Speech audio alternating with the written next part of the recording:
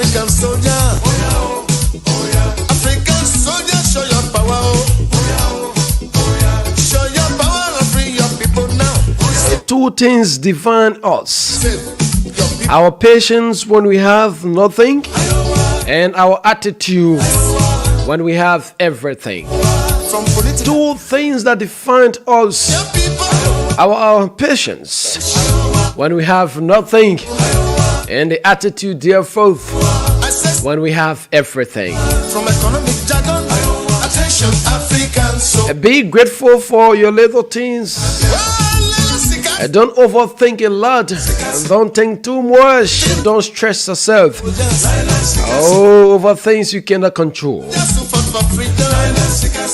The strongest people are not those who show strength in front of us, but those who win battles when know nothing about them. And those that win the battle we know nothing about are the most strongest people. Sometimes we think that those are so strong before us are the most strong people, right? But we said no.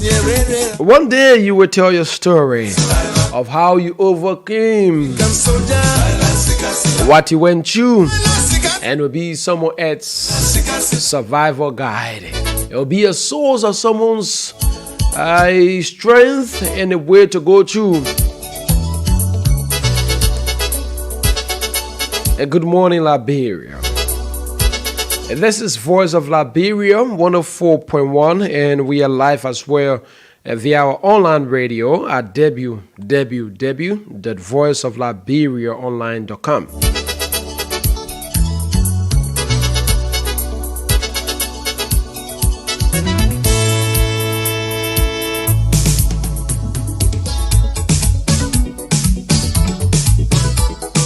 Never apologize to others for their misunderstanding or their misinterpretation about you. You deserve to be yourself. Never apologize. If someone misunderstood how they see you, or perhaps what they think of you, sometimes just let them go of their thoughts. Because what you think of me is not just who I am.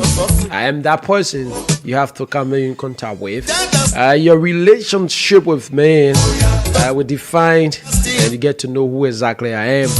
Good morning, folks. Good morning, Liberia. Good morning, Liberians, and good morning to the peace-loving people of Liberia across the 15 political subdivisions.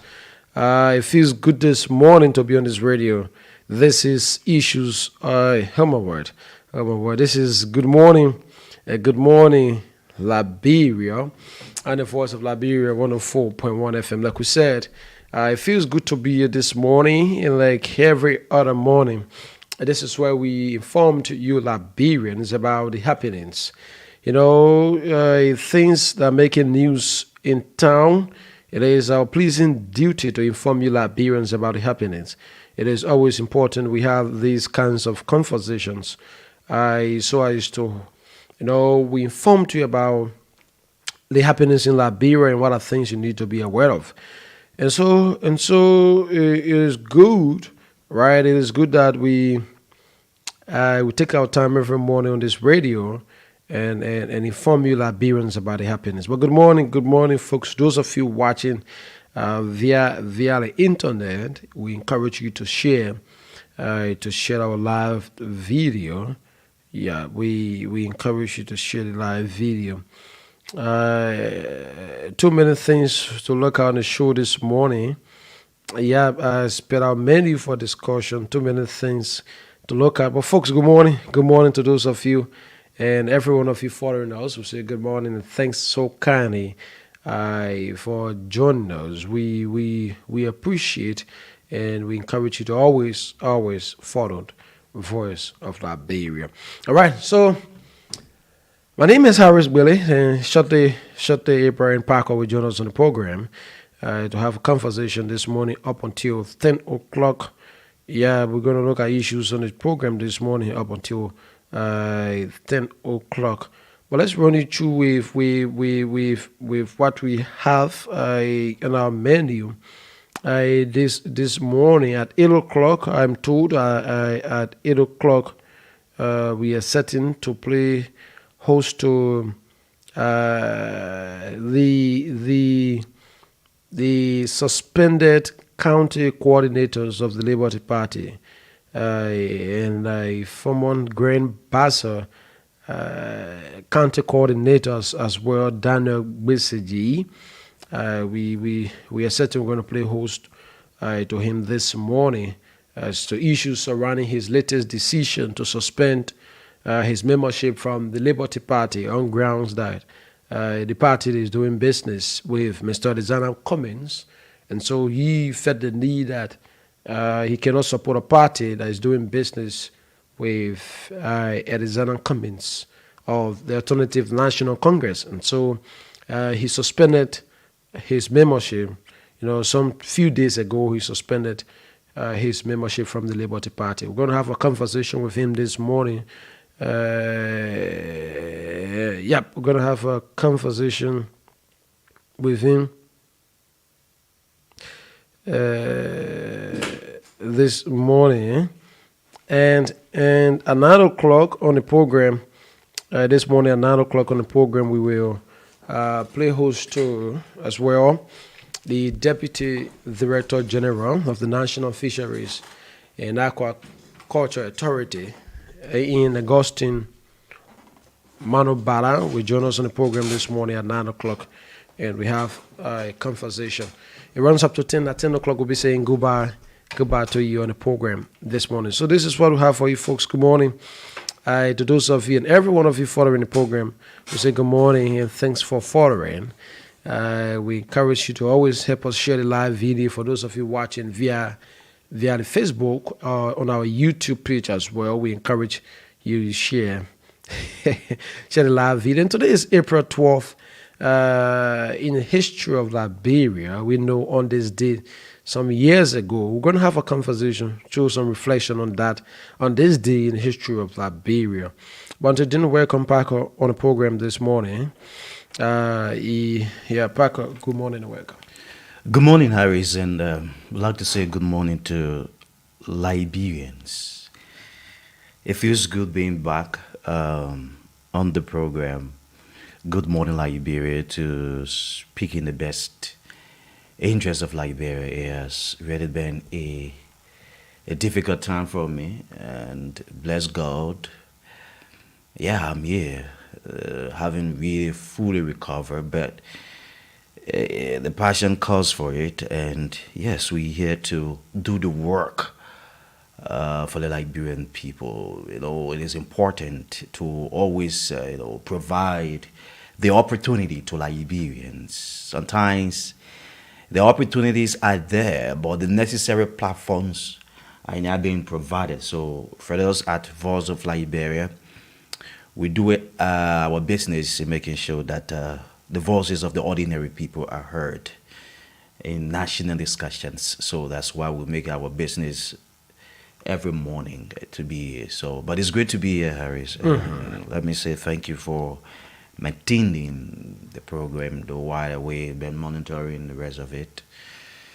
I pray to really fully recover so we can do our thing the usual way.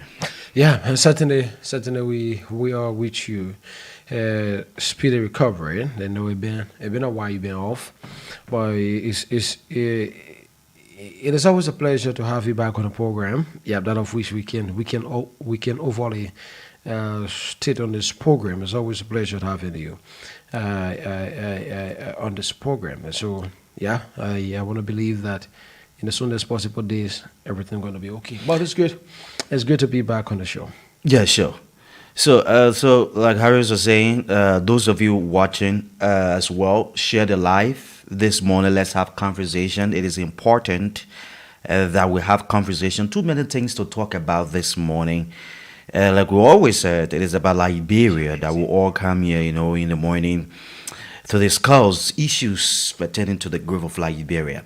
So share the life. Let's have conversation this morning. Yes, too many things. At 8 o'clock, Bwese did indeed will speak with us via the telephone line. There are issues within the Liberty Party.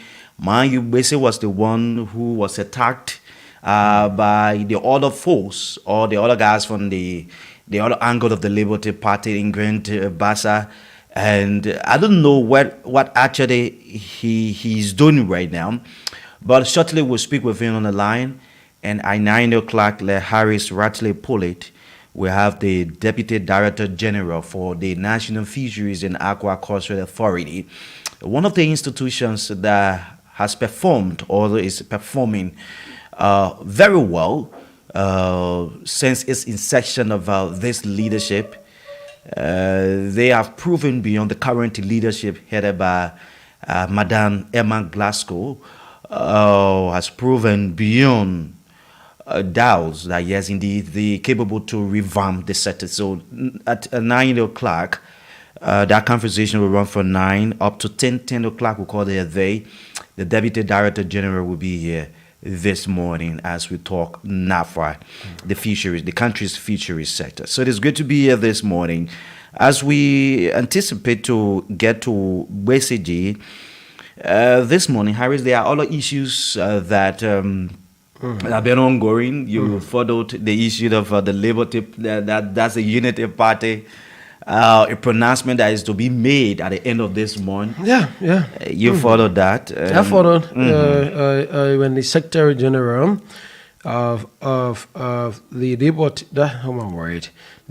the opposition unity party in Amos Troy has confirmed that Ambassador Barker is set to release, to announce his running mate on the 25th of this month.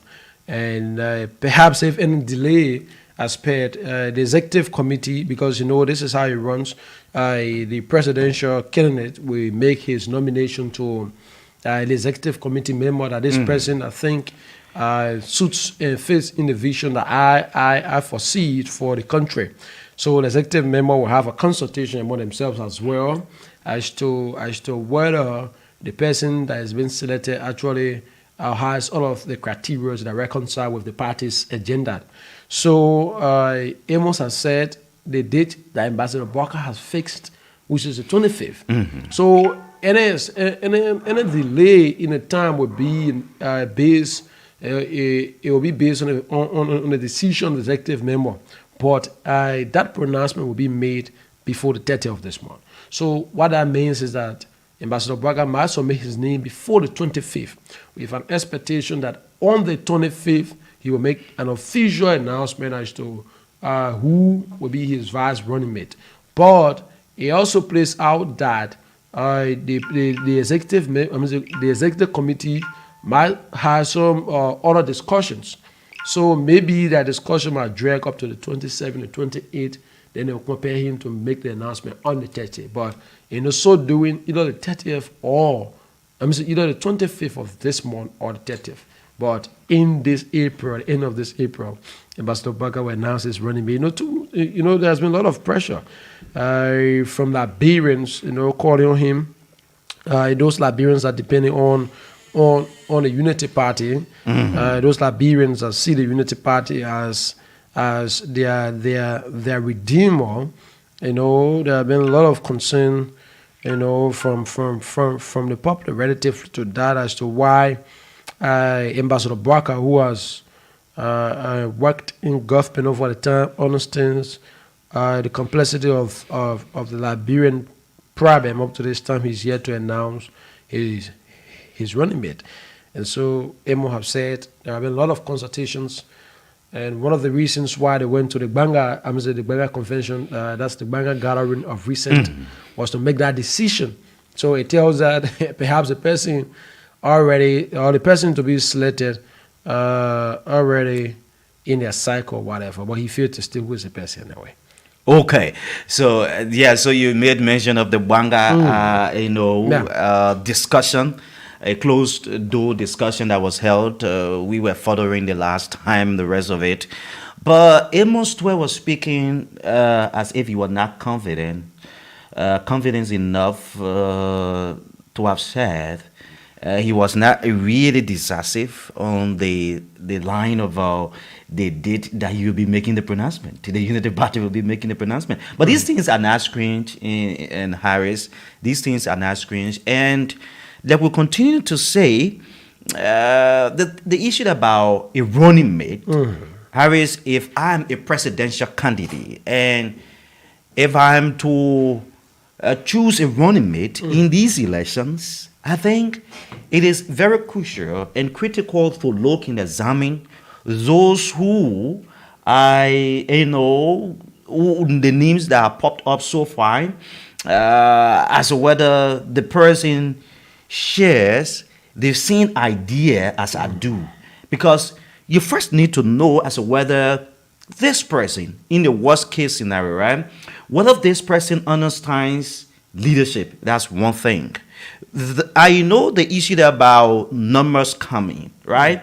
The issue about numbers in political season comes in is important. You need to have a constituent base, right? If that person you're choosing should be popular and the rest of it, but the person should be somebody who understands the way you do. It should be somebody that you guys have similar idea to the country's agenda. It should be like I talk about the worst case. It should be somebody who, when there is a problem, for example, as to whether that person can take the mantle of leadership at the level of the presidency when you should have expired or maybe left the state. So these are things you think on in making sure that you will not want to make a mistake whenever you're choosing a running mate in these critical periods. But let's look up what the former vice president will do. Those of you who follow his election in 2017, he said Nugwe understood or Nugwe was the man for the right position. He said, but then Nugwe understood what really it meant to run a country. Meaning, if he is a person who understands the leadership, his running mate will be also somebody who understands leadership. So, but then Nugwe was the best man for the job, so he decided to pick Nugwe and the rest of it. Right? Sure.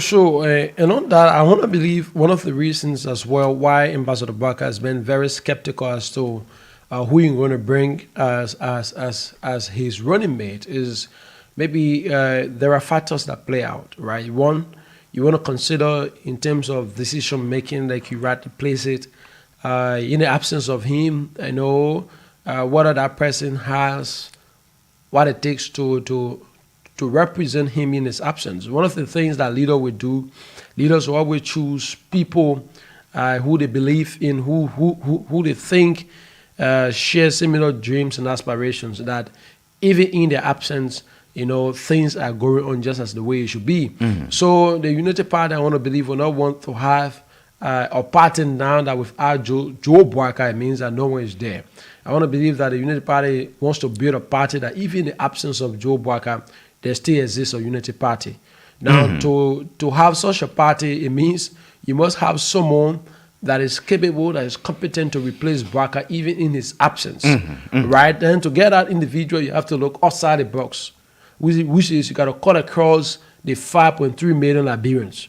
You got to look among them and see who that person that hold similar view and aspiration, see who that person that has that respect, that have that moral integrity, that person that reconcile with the party. But again, the place that, especially during election time, if that decision could have been reached at an earlier stage before we enter the election year, then it's serve a conversation that, yes, the Unity Party was looking for character, was looking for integrity, was looking for honesty. But at this moment now that we are in, trust me, perhaps the person that will be selected will not be on the basis of character. Perhaps will not be on the basis of integrity. And that's what the former vice president likes. These last that's of time. That will not be on the basis of integrity. Perhaps it might be either the person has the strength that has, maybe the person has a popularity. Yeah, these are political Or times. the person has the monetary strength. So my argument is, at this time that the United Party will be making a decision, that decision will not be based on character, on integrity, on honesty, or whether the person has clean character, in terms of corruption and other related issues. The United Party will be more concerned now about either the person has a popularity, either the person hails from a vote-rich county, or perhaps the person has the strength financial-wise, to complement the effort of the party as we enter elections. Okay, and we are not too concerned, Harris. It has nothing on us. On the Joseph Boaga selecting somebody, but like you were saying, on the basis of integrity and the rest of it, it places you in a very good position ahead of the process when there will be a difference amongst people within that political party when the selection should have been done. Obviously, you will have people going their way and the rest of it. But again, you guys can reconsider the date ahead of time and put all of your broken pieces together in making sure that you guys moving. But it's good. Director Sean Balema from MyGB, thanks for following us. Michelle Blessing, we are. Thanks for following us. Manjatu Son, thanks for joining us. Roberta Riches, thanks for joining us. Roberta Riches says, a super theme. Okay. Thanks for joining us. Honorable George Watkins Jr. says, good morning. George Watkins earns our top fan badge. Nwa Weto. Thanks for joining us, Dr. Nwa Weto. Thanks for joining us and the rest of the folks. Just leave your comment in the comment section, and we appreciate you following this morning. But this is where we are. There are other issues again.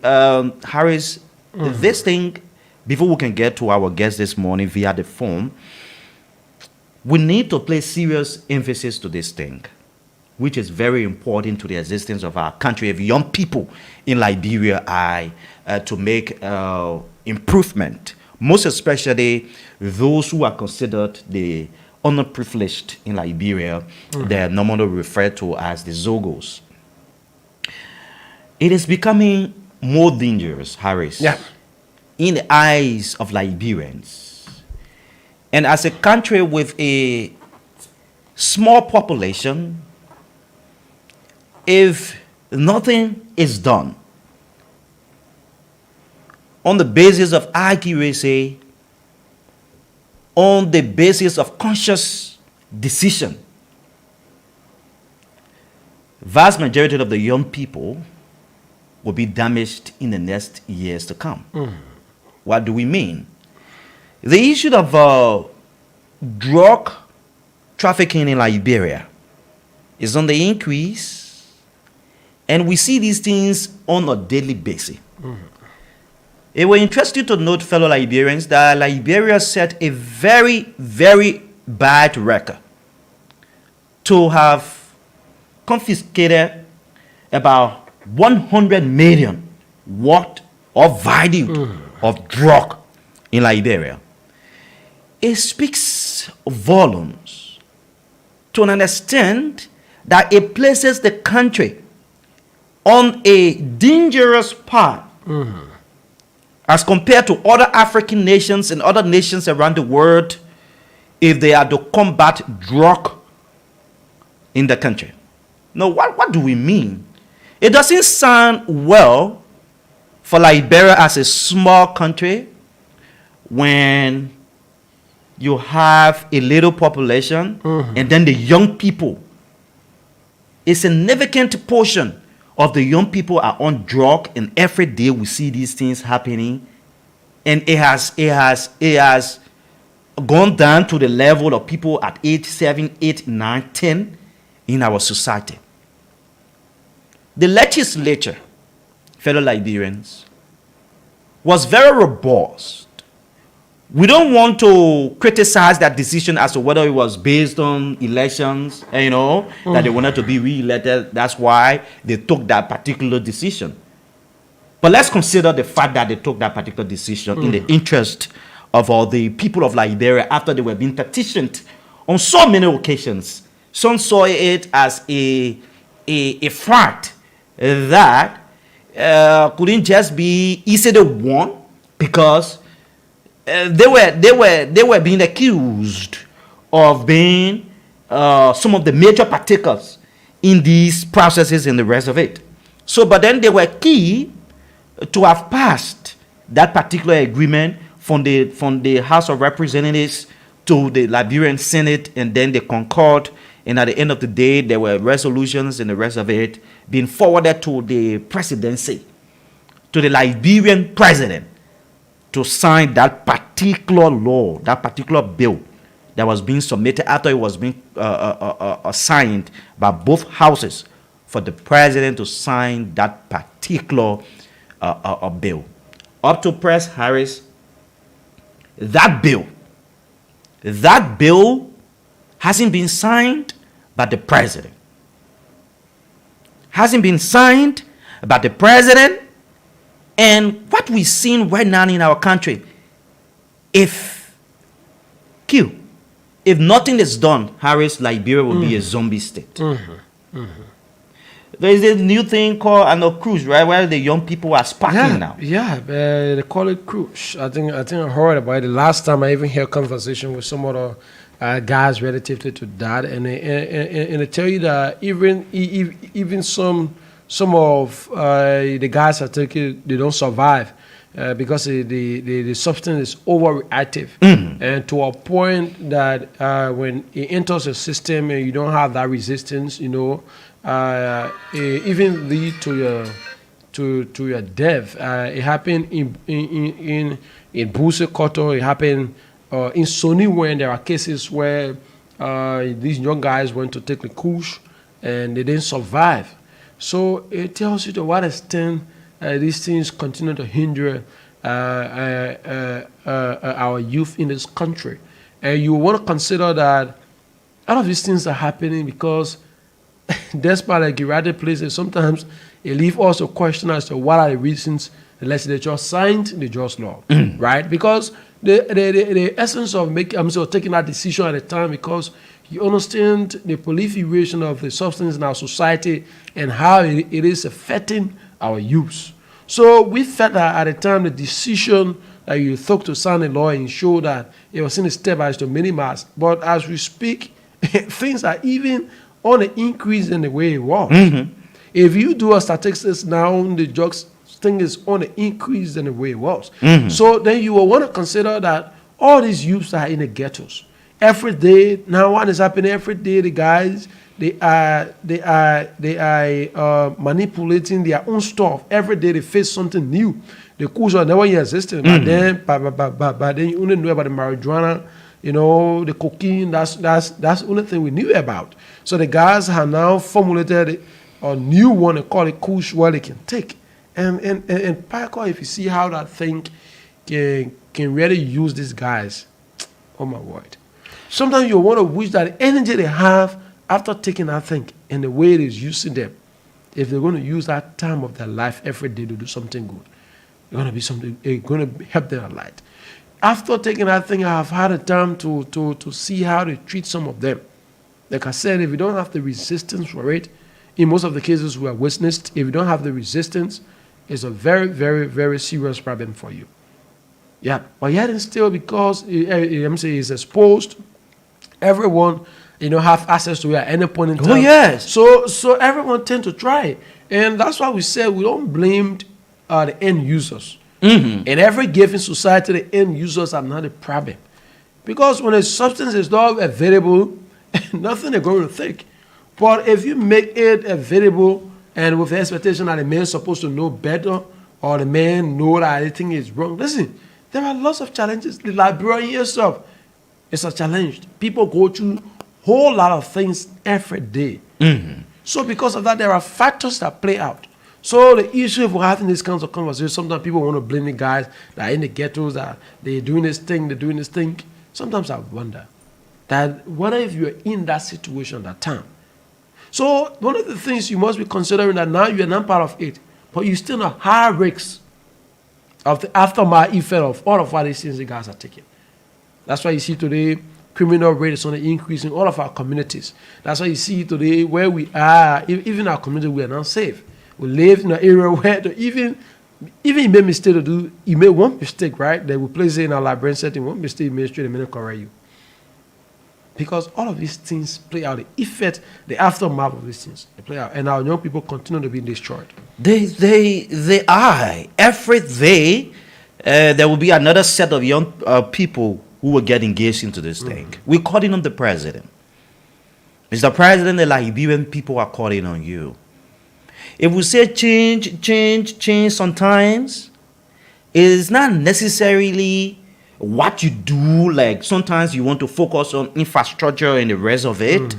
Look, these are all changes that people talk about. The Liberian people, one of the reasons why, or the primary reason why they had to petition the legislature to have passed that particular bill into law was because the young people of Liberia are going down slowly. So we're calling on you, the president, to look in that direction to sign that particular bill into law, to make it effective, that those who are the traffickers can be arrested, prosecuted, and all of the laws, all of the various agreements within that particular law be followed as a way of protecting Liberia. Because it makes it more vulnerable. It makes the country vulnerable when you see these things happening. People can just move in. Can you imagine 100 million worth of drug entering a country? 100 million. So it tells that the country is just vulnerable and anybody can just move in and do anything. We don't want for Liberia to be that. If we talk about change, these things they all play out. If we talk about the change we want to see in Liberia. So we're calling on you, Mr. President, to look into that direction. It is your responsibility to look after vast majority of the citizens, to look after or to listen to what the citizens say.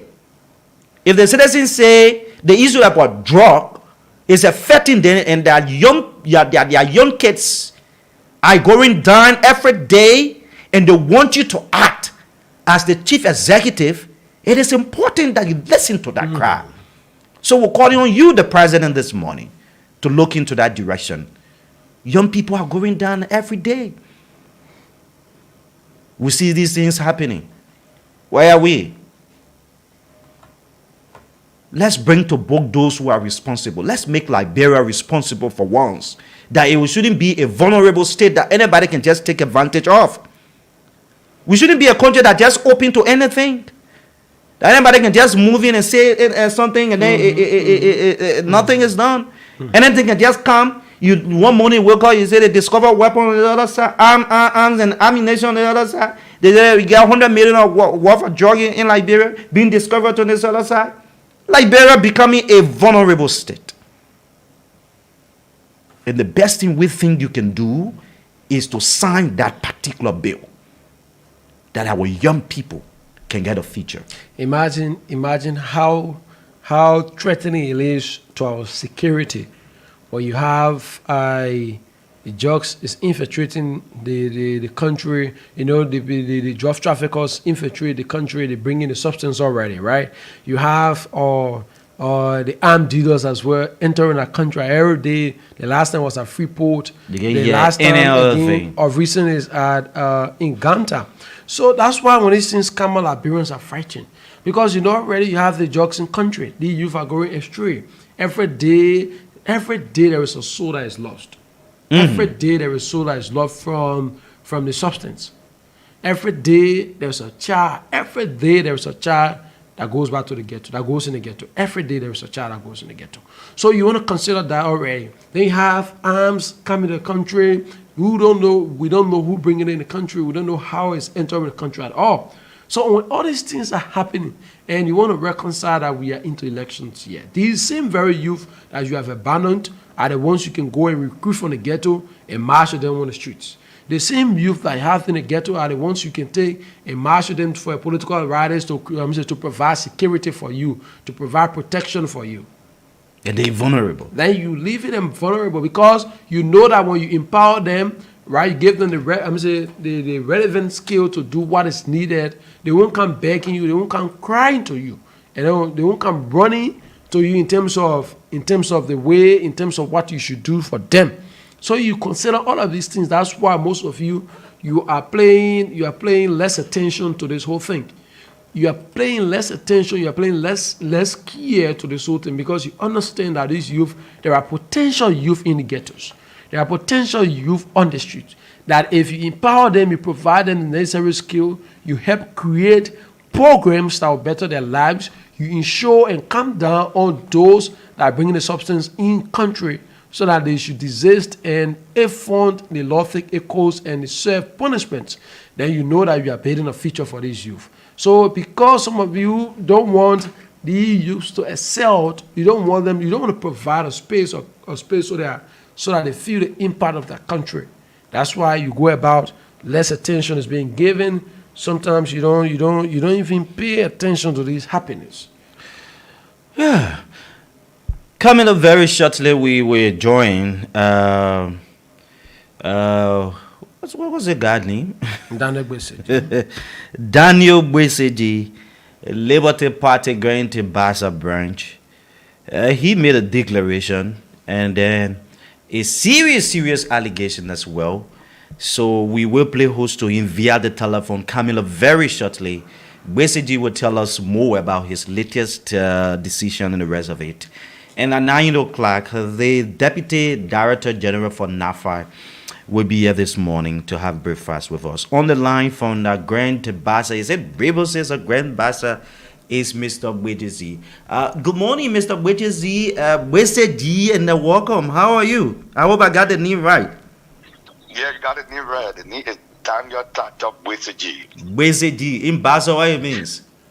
Politics is not leopard to catch me. Wow. So, Bweseji. Bweseji. Yeah, what did he just say? Bweseji. Bweseji. The church politics you can do is not leopard to catch me. Politics is not leopard to catch me. But did your parents know that you were probably going to involve into politics, looking at your last name and its importance attached to it? My grandfather for him Bweseji was a big politician. He was the first Panama chief of Riverside County. During Barclay administration, he was the first Panama chief of Riverside County. He served as Panama chief until he died. Wow. So where exactly? My father also was a politician. He just he still living anyway, but he very old now, so the pension. My father served as county investigators. He served as commissioner, and I mean he served the government, even public works agents during dual administration. So I mean our family, majority of our in politics. I no wonder why you are and the name represents. But it's great to have you this morning on the show. Where exactly are you speaking to us from? Well, I suspend about membership from the Liberty Party because I think it's about time that we speak up and it's about time that we run a decision that will save the country. It's about time that we run a decision that will save our children and our unborn generation. If you talk about suspension, you suspending your membership with the Liberty Party, firstly, there was this thing created in Grand Bassa where you were attacked and the rest of it. Is that something that also led to your decision that was recently taken? No, that is not the issue of the issue that happened between Senator Laura and Chairman Musa Benedict. No, because I was one person that was on Chairman Benedict's side because Chairman Benedict was on the law side. I mean, the law was backing. I would never violate the law of the country. The law was backing Chairman Benedict. Everything that he was doing, he was in line with the law. Everything was in line with the law. So I was back. In fact, when the people joined on me, about 70 to 75% joined on me in Grand Bassa County. Why? I support capability. I said, I'm not supporting capability. I supported the law. And one thing about me, I follow my belief. What I believe is good. The law is the law. You can't bypass the law to do different things. So I was supporting the law. I was not supporting let's say individual for chairmanability were on the laws, and so I was supporting him. How was it then that sounded very good to you with the saying that the law is the law than what it is now from the angle of the Yumbli Kangas faction of the Liberty Party? No, my decision of suspending my membership is not based on Senator Lauren fashion, neither chairmanability fashion. My decision of the Liberty Party, if you check the second paragraph of my suspension letter, I said my decision is based on the realization that the current political direction of the party is not consistent with my vision for a better Liberia. What am I trying to say? If you can recall, during the 2017 election, Mamadi interviewed the standard bearer of the AFC, Mr. Alexander Kumi, concerning the issue of the gay right, if you can recall. And I had a video. If you don't have it, I will send it to you. And he said the issue of gay had been my lifestyle that I have been struggling with. So that statement, the issue of gay had been my lifestyle that I have been struggling with. The definitely tell me that he admitted that he is a gay. The issue of gay have been my lifestyle that I've been struggling with. That is definitely tell me that he had been struggling with the issue of gay. So it definitely he admitted of being gay. So when the video started circulating from 2017, I have been one person who have been against the issue of gay in the Republic of Liberia. You know, Liberia was established on the Christian principle. Liberia was established on the Christian principle. Besides that, Liberia is a traditional country. Country. Liberia is a traditional country. Now, what am I trying to say? If we get in marriage with somebody, if the Liberty Party getting in marriage with somebody, it means the person should be the person with good integrity. With good integrity. We can get in marriage with somebody who promoting gay activities. You understand me? Secondly, when we started the issue of the CPP, I was one person that always against that there is no way that the Liberty Party can get in marriage with the ANC to form a CPP, to form a collaborating political party. No. Why? Because of the statement Mr. Alexander Kumi made during the interview with he and Mamadi, that the issue of gay is the lifestyle that I've been struggling with. It definitely showed me from his statement that he admitted of being gay. How can let's take it bit by bit, Mr. Bweseji. How can you restrict or now use that statement against Cummings, like you talked about in 2017, when we said that was then, and we in 2023? But it was the statement that he made. In 2017, he said that's a lifestyle he had been struggling with. So it means he had been struggling and he can't get over it, and he will struggle with it continually until judgment day comes. So I don't want Liberia to turn into Sodom and Gomorrah. So I have been raising the issue. I have been one person that have totally been against it. And I thought the Muslim ability faction don't want to listen to me. Look, I can't kill myself for what? I cannot do that all on earth. So what I need to do is to suspend my membership. Suspend my membership from the Liberty Party, and I ask the National Executive Committee to withdraw from the ANC, the CPP. If they withdraw from the CPP today, I will go back to my party. Basically, it brings up to a point that your accounts are a bit conflicting. That at one point in time, you are saying that you sign up for the law. What the law says is what you usually go by. You want to consider that there are laws universally and even internationally. Internationally, there are laws across that protect human rights, that regardless of what the person do, I mean, the lifestyle the person doesn't dictate as to why people don't reconcile with them. For instance, if the person is a gay person, like you place it in the case of Cummins, like you are alleging, does he in any way negate the fact that because he's a gay means that his rights to association should be denied? So if you are reconciling at first that you are a respecter of the law and coming again and judging him based on his lifestyle that he's a gay, then it raises concern as to how are you someone that follows the law. That's the first thing. I don't think we have that law in Liberia, except you can tell me. I was discussing the Liberian law. If we have that law, that the law we have in Liberia passed a gay right that anybody man can law to the friend man, woman law to the friend woman. Then you can educate me on that, but I don't think we have that law because I'm a traditional man. The Chief Kofi will never listen to that video, and if I'm supporting the CPP, he will never shake my hand. The Chief Zazakawa will never shake my hand. In Bassa, we call it Goti Blood. So if you do Goti Blood in Grand Bassa County, in Riverside County, in Margibi County, you violate the traditional rule of our land.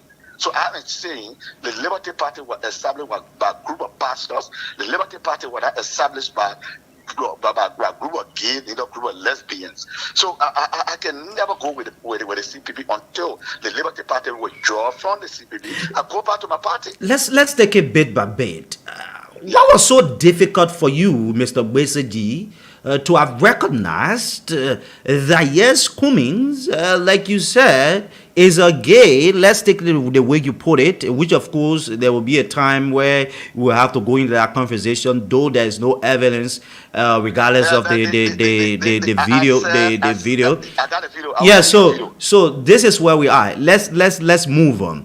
How difficult was it for you as a person, as a believer of the Liberty Party, to have recognized that yes, there was no way that your Liberty Party do business with Cummins from the 2018, 2019, 2020, when you guys joined together as a collaboration, and then where you had to jump beyond Musa Berete, and then abroad they split, a huge split, going Buaka way and the other folks going Cummins' way, and now that you have come to realize. I got to realize this during the 2017 election, from 2017, 2018, I have been raising the issue. It has been a serious battle in the Liberty Party. Okay. It has been a serious battle between the EC members, and in fact, they are asked me to investigate me. I refuse to go for investigation. We even throw blow. We even almost throw blow with some of the EC members. So the issue that not just the internal issue that we have been discussing, but I talk. But how powerful is BCG to change the decision about the EC members? Well, if you're an EC member, you are a national leader, and I was not just a mayor EC member. I was the director for county coordination. I control the 15 counties. I'm responsible for the 15 counties. That was my position. Okay. I was the director for county coordination. So I as a national leader, I lead people. I was the national leader, and besides that, as the EC National Executive Committee member, you are the national leader. So my issue was, ladies and gentlemen, let us withdraw. Shadow EC member, let us withdraw from the CPP. That withdraw from the CPP because of that. Because it's embarrassing. Everywhere that we went, people will ask you this question. The statement made by Mr. Elizana Kumi, what is your interpretation? Embarrassing. I would not be on a radio show that people be questioning me. Mr. Elizana Kumi said during Mamadi interview, he said that is the Leicester he have been struggling with. That is the Leicester he have been struggling with. And in fact, the EC they even plan to expel me. They plan to expel you? Yeah, they plan to expel me. Because you are talking about the issue, yes. because of constantly raising the issue. So they plan to expel me. But I had some friends within the EC. They called me and they gave me the information. So what I decided to do, instead of you expelling me from a party that I sweat for, the party that I did everything for, the party that because of the Liberty Party, I disconnected my family. And I was in the 15 countries, spending out of my towns, my activities in the 15 countries. I disconnected my family 27 from 2005 to 2017. The Liberty Party that my blood, my everything. I was able to suspend my membership. This is the first time in the history in my political life for me to suspend my membership from my party. This is the first time. Now, what runs to mind that if you said the law is the law, looking at the Yombli Kanga Lawrence, who is the political leader of the party, and Musa Berete, who is the chairman of the party, and you saw that internal wrangling that is still going on, that today the party is divided. How do you feel now suspending your membership from the party when you have a huge division within the institution? The Liberty Party, I don't really want to discuss that. But when I say the law is the law, it means that Senator Laura presided over a convention that we refer the Constitution of the Liberty Party. She was in land, she was read there. Every other thing they put read in the Constitution, she was read there. The Constitution was not altered. Nothing happened to the Constitution. And then, so, I was going by the Constitution of the Liberty Party. And even when you go to the Election Commission, most ability ain't no when you explain the lawyers, they go to the Supreme Court, all the ones, they are there on the law side. You understand? You are there on the law side. For my issue is that being on the law side doesn't give you the authority for you to get in marriage with another political party that have an integrity problem. That's not the issue. Gbasaji, we want to consider how serious is your suspension affecting the Liberty Party, or the fact that you are not feeding candidate into the elections, who have less than 5-6 months to election. You want to consider that the Liberty Party, I want to believe, is not even thinking in your direction of perhaps withdrawing from the CPP. So to what extent is your suspension, or will your suspension be affecting the party? It will greatly affect the party because I was one of the forerunners of the party. I was one person, if you check in the pastor bill, if you have a BCG, a little child will show me. So I was one person that really worked for the party. In fact, before my suspension, I turned the vehicle over. I was on the salary. I forgo everything because let me say that to you. It would be good that I suspend my membership and go with my integrity. Therefore, me to support a integrity institution, the institution that has integrity problem, that tomorrow people will question me. I think my suspension, my letter of suspension, it was in line with my integrity and my families. I think they are happy. And the Liberian people. Which one of the institutions has the integrity problem? Or the suspension of my letter, my letter of suspension. Did I hear you say integrity problem? Which one of the institutions has the integrity problem? The agency have an integrity problem in the sense that Mr. Comey went on a national radio and he said that there is a Leicester I have been struggling with. There are readings that this decision is belated owing to the fact from 2017 to 2018. What? Let me come in. Owing to the fact from 2018 to 2019 to 2020 when you guys were happily moving in the special senatorial elections in Liberia. Some are saying that you no longer enjoy the confidence of Musa Berete and the center can no longer hold. And that would be one of the reasons that led to you suspending your membership from the party. Let me say this. Musa is one person that I really respect in the Republic of Liberia. I consider Musa to be my father. If I hear myself have been struggling on, we have been fighting on that. Each time I raise the issue, you will say, "Oh, anything you do, you got to shut up, you got to do this." And I respect him. But there is nothing, absolutely nothing between me and Musa Berete. There's no problem between me and Musa. I still respect him. I still have high regard for him. Personally, I still have high regard for him. If now the reason of enjoying from the party or the confidence of Musa ability, I want to say that I want to do this. Because the matter of the fact for me to turn my vehicle over to do every other thing, to say all of the activities that I was involved with in the Liberty Party, I turn my back on it means that I want to save my integrity. So if anybody say, besides that, why be belated? Why is the interpretation of belated? Somebody made a statement. Somebody made a statement that will affect the Liberian people tomorrow. Somebody who want to be a president of the Republic of Liberia, and the person knows very well that Liberia was built on the Christian principle. The person knows very well that Liberia is a traditional country. You will make that statement. They say belated. It's just now that we hear you speak on this thing.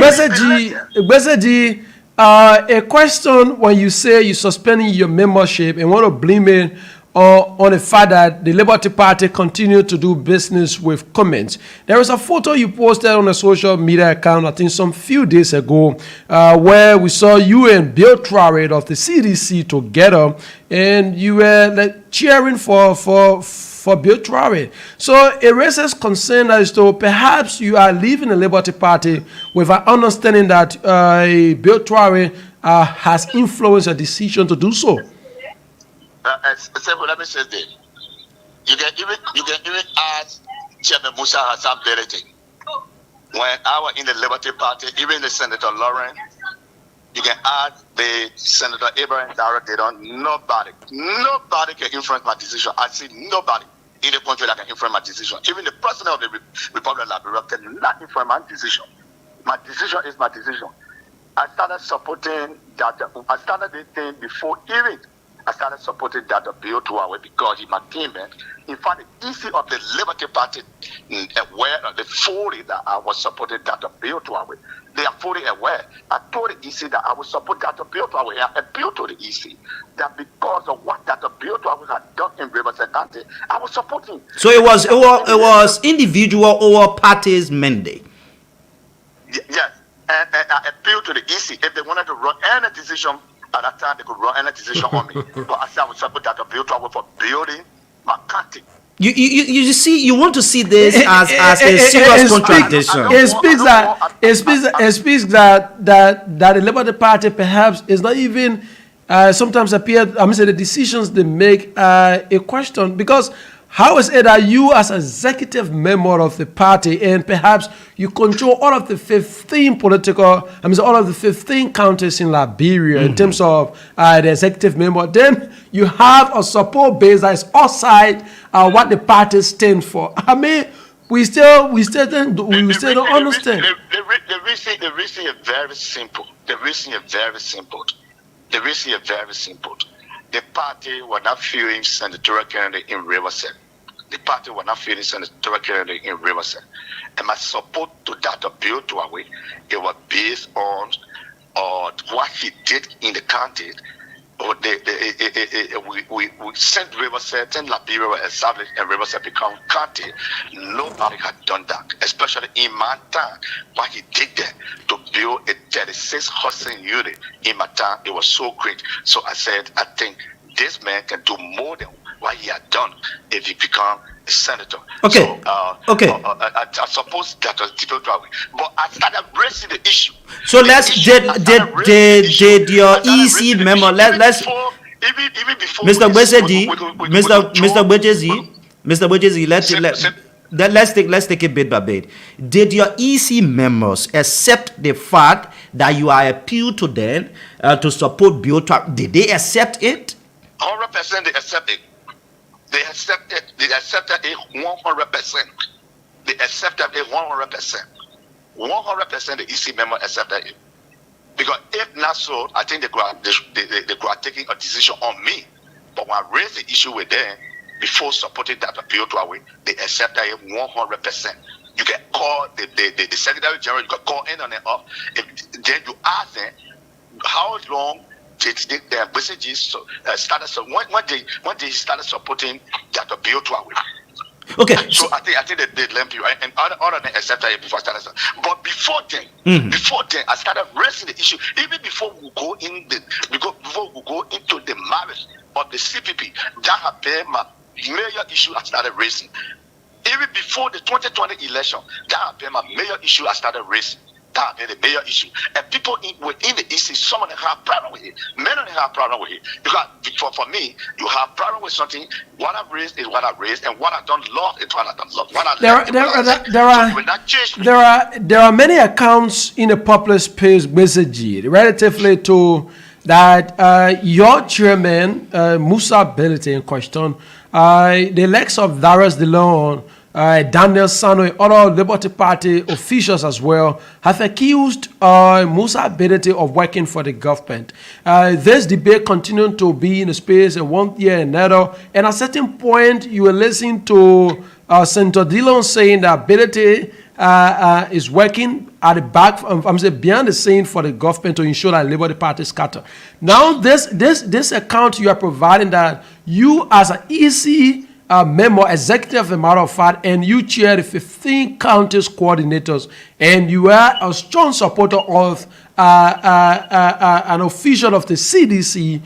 It also validates when Darius Dilo and others say that the Liberty Party or Musa Belete is working for the government.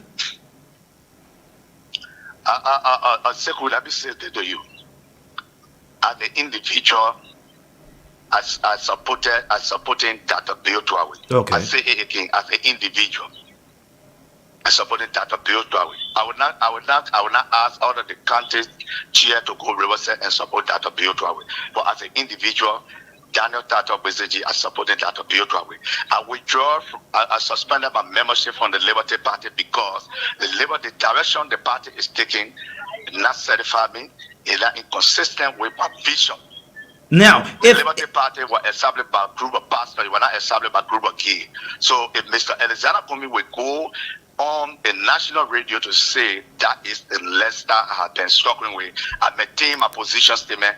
I will not be in the section or institution that have integrity problem. I will not be in that CPP. Until the Liberty Party can withdraw from the CPP, I am telling you, I will not go back to the Liberty Party until the Liberty Party withdraw from the CPP. Period. Now you've seen, you are out of the entire picture. Like you said, you suspended your membership with the party.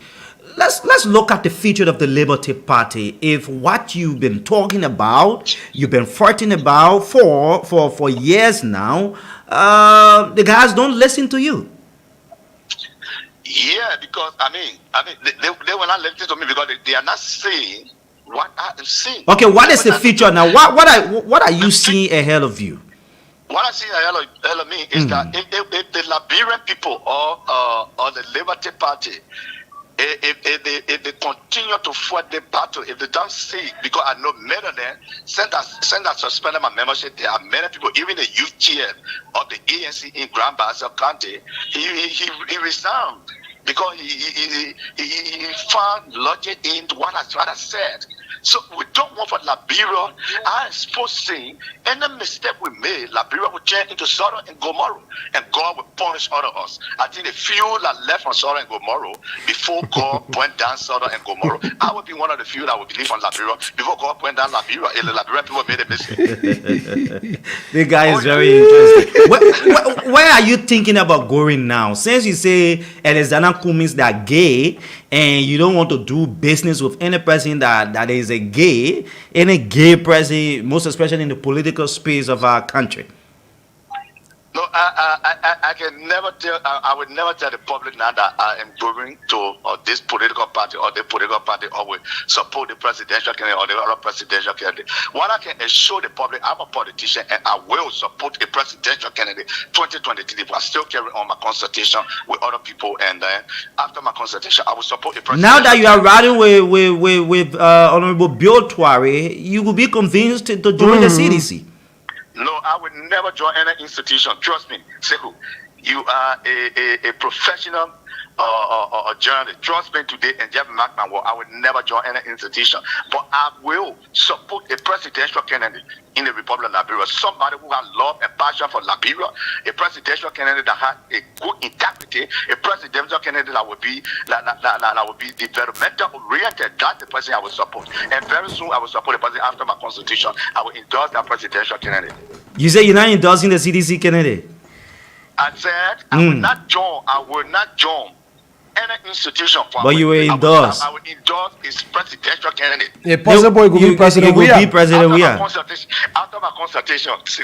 Yeah, but before we can take leave of you and then we'll get to the telephone line, let's one is sitting somewhere and saying that because he listened to Mr. Cummings in 2017, maybe through a video that he said that he hasn't Cummings, that people say he's a gay. Yeah. He hasn't shown anything of such, aside from that particular video you listened to. As you were moving along with Musa Berete, I know at a certain point in time you were opportune to sit with Cummings. Did you see anything like someone who is a gay in the appearance of Cummings, or some of the activities you go about doing?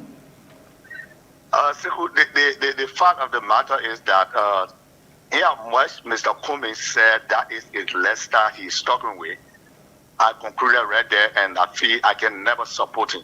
Besides that, Chairman Benedict and myself close, as I said, he one person in the Republic of Liberia that I respect, and I can never give respect. For my point is that most of the time I was moving with Chairman Benedict because of that video. At this time myself, whenever they are going around Mr. Cummings, at this time myself. You want to consider that people. General meeting and other thing, he appear, he finish speaking, he all they know this made from the meeting and everybody go about their business. But for him, I said to have one-on-one talk or to have any discussion, no, nothing like that. When I frequently around him.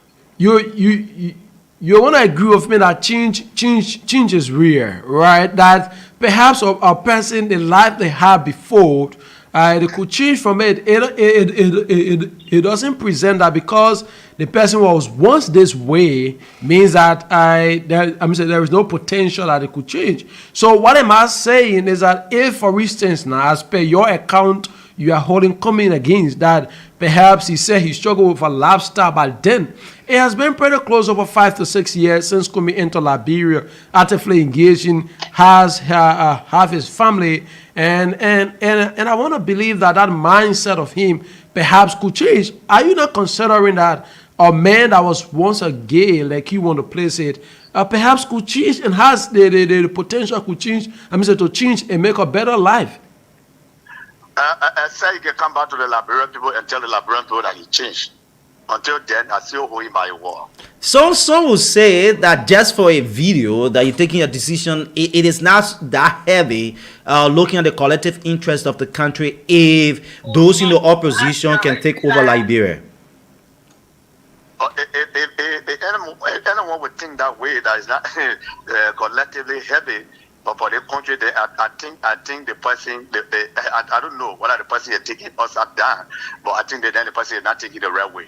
Because I am thinking that that video speaks value, and that video telling us that we are Liberian. Liberia was established on the Christian principle. We need to desist from that, and we need to save our country.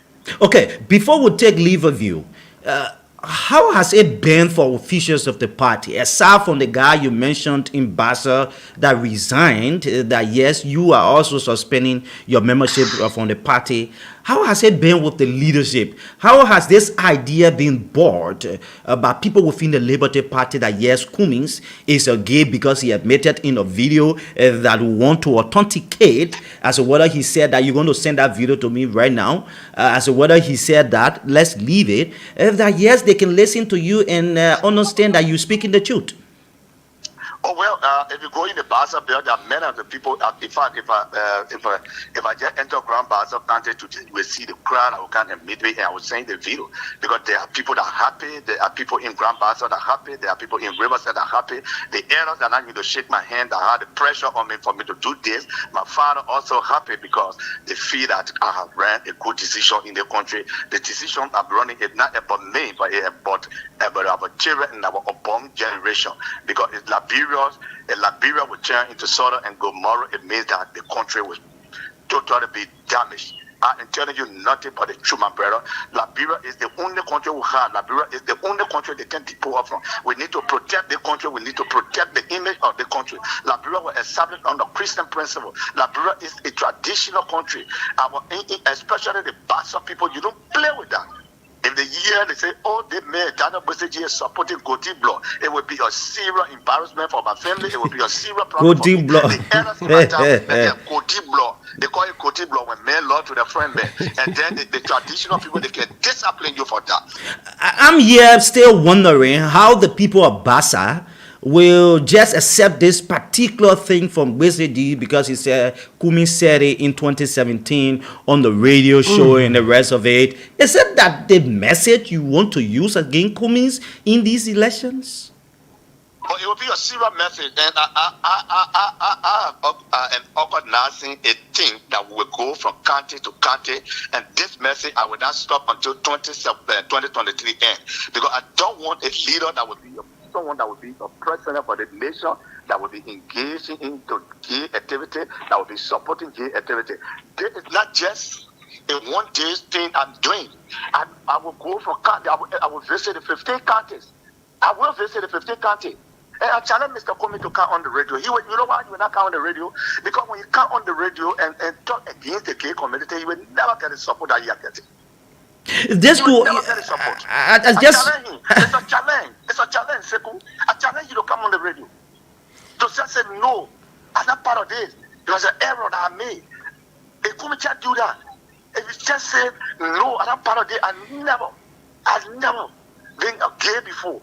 I never thought. Just can't talk against the gay community. I challenge him.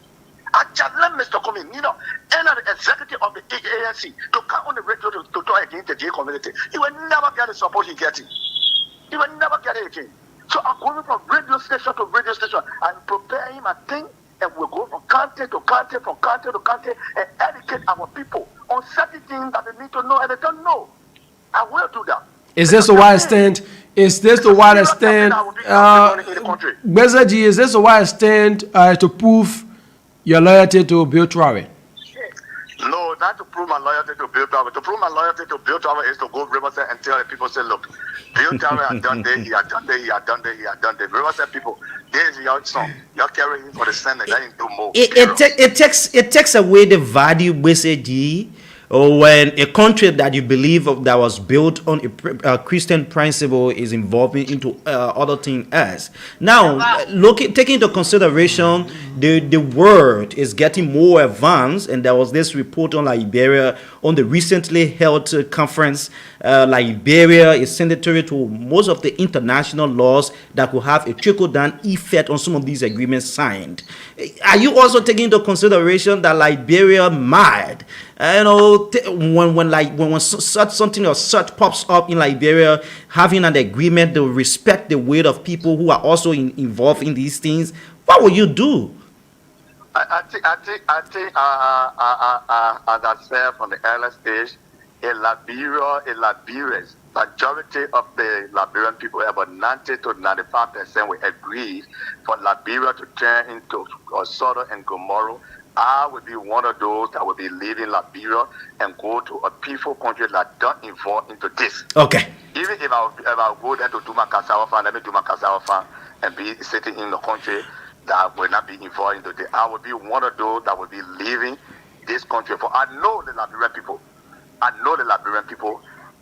About 99% of Liberians would never agree for this thing to happen in Liberia. Okay, let's take leave of you now. What is a parting comment, basically, as we take leave of you this morning on the show? My parting comment is that I want to ask a man that I respect so much, Chairman Musa Hassan Bedete, and the Secretary General Martin Kula to withdraw from the CPP. Withdraw from the CPP and save the integrity of the Liberty Party. Liberty Party was established by a group of pastors headed by Councillor Bronson, may his soul rest in peace. Councillor Bronson, 2017, we named the Liberty Party an integrity thing. So I don't want anyone to damage the integrity of the Liberty Party. And I'm asking all the members of the Liberty Party, asking all of the members of the Liberty Party, let us come together and make sure that Chairman Musa Bedete and Martin Kula withdraw from the CPP, and the EC member also need to help me in the struggle. Thank you. God bless you and God bless Liberia. Okay, thank you. So Harris, we want to take the calls and then prepare for our guests. Our guest is here. Yeah, we take a few calls on the wire, guys. Do everything TV. set up. Please help us quickly. 077 0907 907 088 0907 907. We'll take this person. Good morning. Thanks for joining us. Yes. Good morning, Secretary. Good morning to Mr. Beseki in studio here. Thank you very much for the opportunity you have put me to speak to my fellow. Just go ahead. All right. I don't know, you know, just Alfonso yes, Camara, for district number 10 to be precise. So, I listened to your still guest this morning, Mr. Beseki. What he said about Mr. Elisana Benene Kumis, everything is not, in fact, it's not truth. Mr. Kumis is not okay. He spoke for English in that content. When you understand the content, Mr. Kumis spoke for, he said that was a lifestyle he struggled for. It was still getting the period that you are outraged. So then he get that clear. Mr. Kumis is not okay. It's not Malades main character. Apart from saying that people will stay for Mr. Kumis, this coming automatic. If you only know we believe in that would be real change. If you see La Place of law about the culture, there's someone who have been extinction under our constitution that is openly for wrong. Then you legal that person. You is someone who does an allegation. Then someone who is only confirm on the law that he is wrong. Then you wait to have them. Alfonso. Alfonso, Good morning and thanks for joining us. Hello. Oh, my word. All right, this person, we took this one. Good morning and thanks for joining us. Yes, good morning, Sekou. How are you? It's great to have you. Let's hear you. Yes, thank you. My name is Derek Johnson. I join you from Pinsville. Go ahead, Derek. Yes, I listened to your speaker, but he's inconsistent as compared to his subject disconnectivity. Look, like he said, he's leaving the Liberty Party because the Liberty Party lacks integrity. But supporting somebody who was recently sanctioned for corruption, for bribery, and for all kinds of things by the United States of America. So how do you connect that? You live in a political institution, you say the political institution doesn't have integrity because, you know, it is part of the CPP. So on the basis of that, you're supporting Bill Traore, who was just sanctioned by the American people. What sense does that make? And you heard him. What is it? Where Liberia is heading? You see, these young people, you know, their bellies are all in a wheelbarrow. You can't be doing that. It's unethical. If you want to leave your political institution, you just leave the institution. You heard his conclusion. He said he got so much respect for Musa Bedete. Is Musa integrity free? Musa is somebody who has integrity problems. Okay, thank you. We'll take this person. So many calls. Good morning. Yeah, we're going to take our guests at 9 o'clock this morning. It's great to have you. Let's hear you. The name where you called from. My name is Morris, calling from Bento. Go ahead, Morris. Yes, I want to applaud our brother for making a wonderful decision. Because, you know, this is our country, Liberia. We have to know that where we came from. And what's the names of the country when you sing Christ the border. So which means city of Christ and such attitude cannot be involved in this country. And we're not interested, we're not have something, you know, in Bento. There's no adequate or huge amount of number of movement from Bento to go on gay. Okay. Yes. I will work on that as chairman of an organization here in Bento. Thank you. We don't Let's talk to this person. Good morning. Let's hear you. Good morning. Let's hear you. Go ahead. I'm Vanna Aries recording from Upper Caldwell. Go ahead. Let's hear you. Platform this morning. Yeah, I mean, I'm a boss to the many others that get the perception of us. We will never ever support gay. I was one member of the ANC. But for the time I hear that recording from Freedom FM, which of course is happy or a lot, continue to ring in our bell. This place will not make us Southern and Gomorrah. As they said, I would prefer be behind the rule, no problem, but at least the rule to develop our country. Okay. We will not develop any gay rap in this country. So, Kumis, Let's talk to this person. Good morning. Yes, good morning. Good morning. Go ahead. Let's hear you. Yes, my name is John D. Akwangwe. I come from Ghana City, County. Go ahead. Let's hear you. Yes, I want to applaud your student guest for his declaration this morning. And what all he said about Kumi, it is true. I listened to that video where he said it's his lifestyle. So his lifestyle, we the Liberians, as he stated previously, that we were built on a Christian principle. We cannot let this to come in our society. We are a people of discipline. We can let this kind of person. So I want to applaud him that he stand by his word that Kumi we shouldn't be elected in this country. Thank you very much. Thank you. Talk to this person. Good morning. Let's hear you. Yeah. Avanso, we have to take different person. I could told you. That last caller, yeah. Good morning. Good morning. Hello, calling from district. That's the young man from talking about Joseph Walker. He present relation with government. Such manner we are. While you stronger the country, go people and see you standing on the street that there's no job for them. Okay, brother. Thanks for joining us. I think we gotta call it a day out because it's now in studio. The guys in that politics. Yes. So let's just hold it right there. We'll take a very short break. Harris, tell us your Liberia. Our next guest is in studio here this morning, and we're going to discuss issues of concerns, of the National Fisheries and Aquaculture Authority in Liberia. But let's go for this break. Wait, that particular break permit us? I can see it myself. Do you want super fast? I can see that particular break taking us. So yes, so let's just leave it just the way it is, and then okay. So this morning is great to be here as Telecel Liberia indeed is our partner here at Voice of Liberia. Those of you who need internet service, you just move on to Telecel Liberia. You can have it, please. Yeah, okay. Yeah, and you can just get. Please help out Daniels and get the microphone adjusted to. Yeah, so just make sure it is on. Yeah, little by little. Yeah, so this morning on the second segment of the show, our guest hails from the Manobala Klein in Gawala District, Grand Kitman County.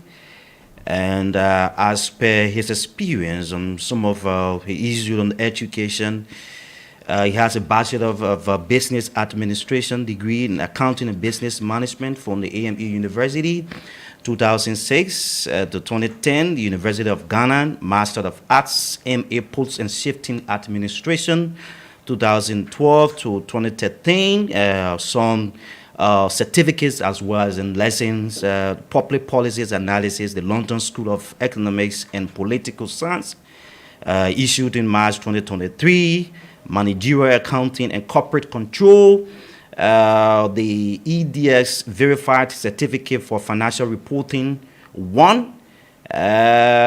Too many different credentials this morning. The practice of auditing, talking about forensic accounting and a flawed examination from the West Virginia University.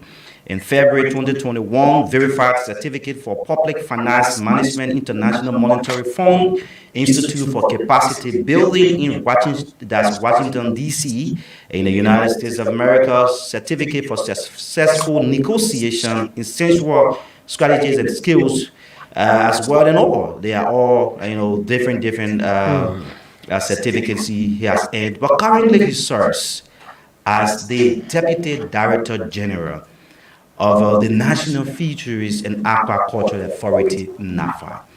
Mr. Augustine Mambobala, oh, I just get the name correct, is our guest. Good morning, Chief, and welcome to Voice of Liberia.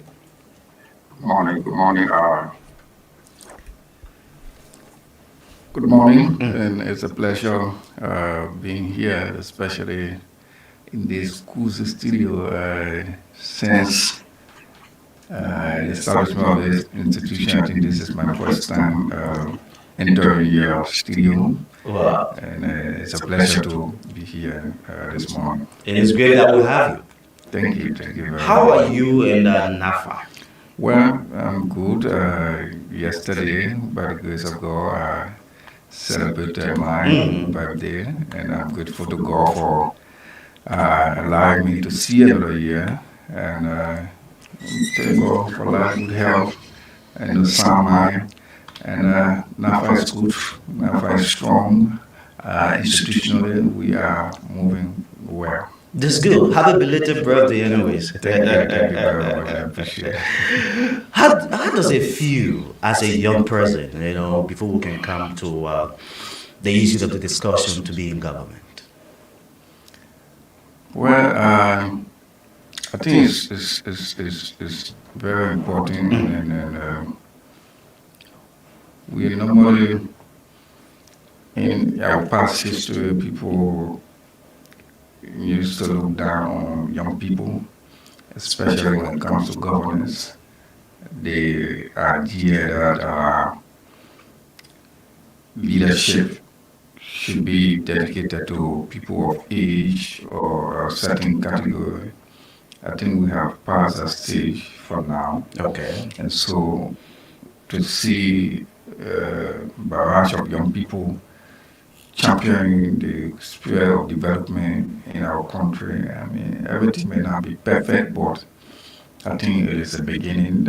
This is a cry that started some years back about generational transformation, generational change. I think there's no time that we can reference as a beginning point than now, where we have young people. And I'm glad to be part of those young people making contribution to society. Let's get the ball rolling. In 2022, you were re-nominated, you along with your boss, by the President of the Republic of Liberia. Now the question is, how does it feel enjoying the confidence of the President? Well, I think I'm very glad. Okay. I'm blessed, lucky to be among millions of young people that enjoy the confidence of a president of a state. I mean, it's not an easy feat to be called out by the president and say, come and assist in the rebuilding of your country, come and assist in development of your country. I think for me that is a significant feat for me. Okay. It is something that I will always remember and continue to be grateful to His Excellency for the opportunity. This is the second time, this is not the first time. He did it the first time in 2018 and then again in 2022. So it is a demonstration of his commitment to allow young people and giving young people the space to explore and be able to serve their people. Two times in the road, you were called by the president to serve. It speaks volume. But for the rest of those that are listening, want to understand, what can you attribute that to? It is based on your hard working. It is based on your commitment to service. What exactly can you attribute the reason why presidents still have confidence in you and as a boss at NAFA? Well, the issue of confidence comes with how well you have been able to demonstrate that confidence that is placed in you. To be able to maintain it, it has to be a two-way street. If I place confidence in you, you have to demonstrate that that confidence can be reposed in you, and I can maintain that confidence in you. And I think the president judged from the fact that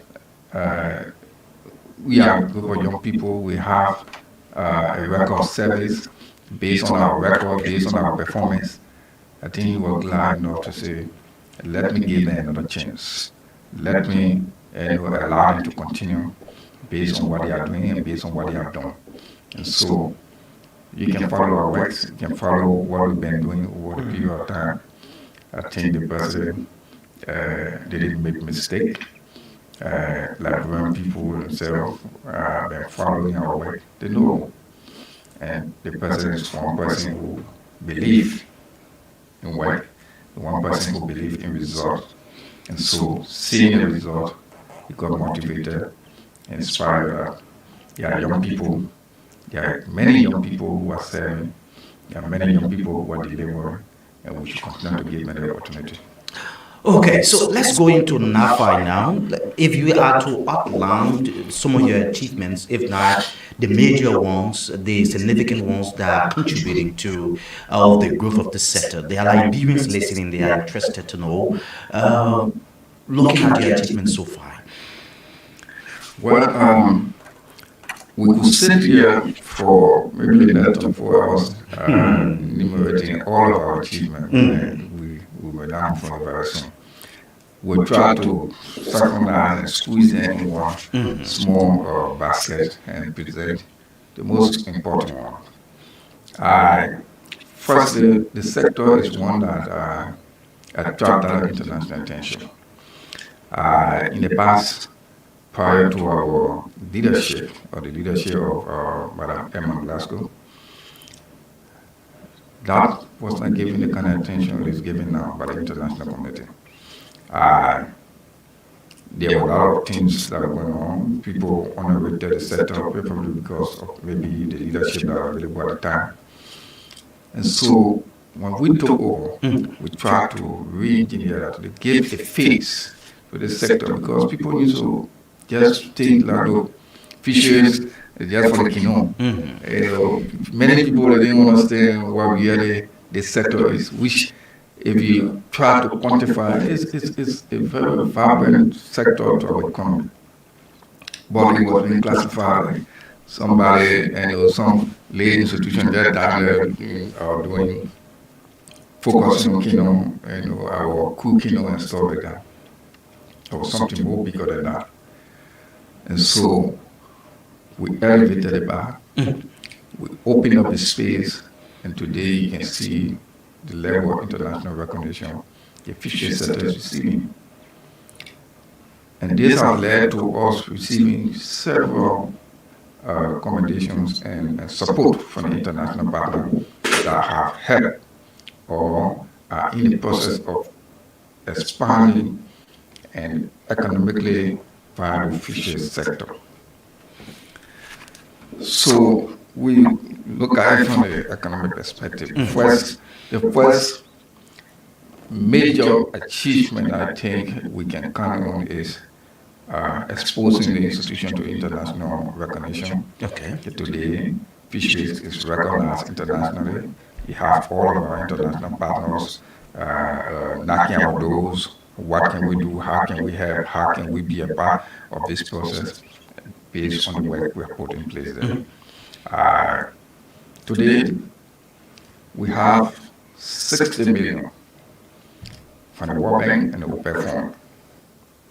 And that 60 million is geared towards revamping, restructuring, and bringing to present day reality the fisheries sector we have today and making it economically viable. We are grateful to the government. It takes the president and the government to be able to give the sector a priority. There are a lot of competing priorities the government have. They will accept, they'll put this on rule, they'll put the money, they'll send the money somewhere else. But we made a case that, look, this sector can be able to assist in generating revenue for government, creating job opportunity for young people. And thankfully, the president has been supportive of our ideas. That is the reason why we are striving, because we make the case and you see the evidence. Yes, there's a case and there can be a result from that. So, of this 60 million, there are a lot of projects that have to be implemented to ensure that we have a viable economic sector. Okay. So, one which is very key among those projects is the issue of our fishing boat. Okay. We don't have a functional fishing boat as a country, as a coastal country, and a country that involves in fishing activities. It takes away from us when you don't have a fishing boat. Our competitors, the neighbors around Abidjan, Dakar, Accra, they have boats. So when you have vessels that are fishing in our waters, come to your water, and maybe during the course of their fishing trip, they enter your water and then their hatch is filled. I mean, where they place a fish when they catch it, it's filled. They may have to sail as far as Abidjan, or maybe Dakar, or maybe Accra to offload. And that is more fuel consuming, put more economic burden on him, as compared to if he had a functional port here. He will easily just dock there, offload, package, process, and get continuous shipping goods, and save fuel from sailing all the way to Dakar or Accra. That is one economic benefit. When that is happening here, it creates jobs, because you have people working at that port to help to package, process, offload. You have facilities where the vessels will have the vessels will have to pay taxes to government for using our port facilities. Exporting, you have to pay export fees and all the government. It's revenue generation. You open a window. It becomes easier for you to create market link. And so that is a very key component of this 60 million project. Okay. Because the last time you had a conversation with the South African ambassador during a courtesy visit at your institution, you stressed about the issue of our port and infrastructure that we have to do the harvesting where you have to store fishery produce that will also open the sector and provide environment. Now, so it is the idea of the 60 billion coming in that can solve that problem. Of course, that is the key component of the project, and that is why we move it. Almost 40% of that amount goes towards the development port. The construction port is not small, especially bringing it up to international standard, because you have to have all of the components that will encourage a vessel to be able to come and dock here and do export. Okay. You cannot just build a port, maybe a wharf or key on it, a vessel can dock, and they have no facility for storage, nothing. So the port we are talking about revamping, we have all of the facilities. We even want to have a process where you can do cane. Okay. So some of these species that we catch, maybe in the process of processing these species, there are some other stock from the fish that you may not consume, but you use it for maybe dog food and all of this stuff. You can do candy. Some of the species we catch, some of them the sardine. Yeah, smaller ones, you can use them to do canning and stuff like that. You cannot do that when you don't have a facility for that. So we want to have all of the components attached to the port, so it becomes easier for anybody making business with the port. You cannot have excuses, you don't have this component, you don't have this component. You have to also have place for fueling. Okay. Because when the vessels come, if a man needs fuel, you don't have to be thinking that you have to get few from different countries to come where are seen to be able to feed. So when you have all of these facilities attached to the port, it makes it attractive to vessel owner because the people are in business looking for a way to minimize costs and increase revenue. So whatever way they can be done easier to reduce costs, they will be happy with that. And so we are in the process already, the bid process for this. Have different layers. These are being ongoing, doing studies, different studies, economic studies, environmental studies are ongoing now. The design or something has already been launched, how to design, what design is supposed to be there. As part of this also, we have a component that will be attached to this port, which has to do with the landing site for local fishermen. Okay. And that landing site is supposed to be constructed in 5 countries. That is Montserrado, Magidi, Guembaso, Sino, and Maryland. Okay. So the Montserrado and Birmingham are going to be attached to the main port. So towards the Popo BN, there where we're going to have the landing site for the Montserrado fishing cluster. And that cluster will have it's a fishing complex for local fishermen where all of the kingdoms will be allowed to land and catch there. You have all of the facilities for storage, area that will be producing eggs for them to be able to go. Because when the local fishermen go in, I see some of the places, the distance is so far, and the time it will take to sail to come back. If you don't have ice to free the fish before you get to the shore, the fish is rotting. So we're going to have a facility also that will produce ice, flake ice machine that will be able to produce ice that they can take at sea. You have a facility that will be able to produce pre-made gas that is used for the engines and stuff, especially for the ones that are using Apple engines. And dress room, storeroom, all of these. There's a very huge project. There's a huge complex that are going to be done there. But fast forward, how far are we from achieving this? Like you talk about the building process, the different designs and the rest of it. People are interested to know where exactly will this port be built. The port is going to be built at the Montserrado fishing, the old Montserrado fishing pier. Do you have the capacity? Of course, yes. Okay. Yes. The survey, all been done, and all of these things, like I said. We need scientific studies now, environmental studies to understand, when you put in this structure, what environmental impact will have, all of these things. That is being done. It's almost in the concluding stage. We're going ahead with the issue of the design and all of these things. We're going to go there. In the next 2 years, you start to see this project taking shape because it is a massive investment.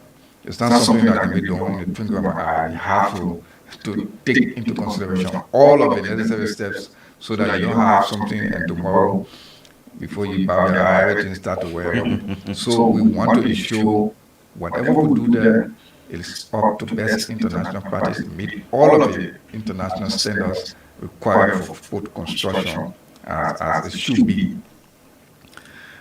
And so, like I said, in other countries, the landing site will be replicated there for small or artisanal fisher folks who want to ensure that you have a dedicated landing site. When you go, for instance, in Morocco or Abidjan, they have dedicated landing site for local fishermen.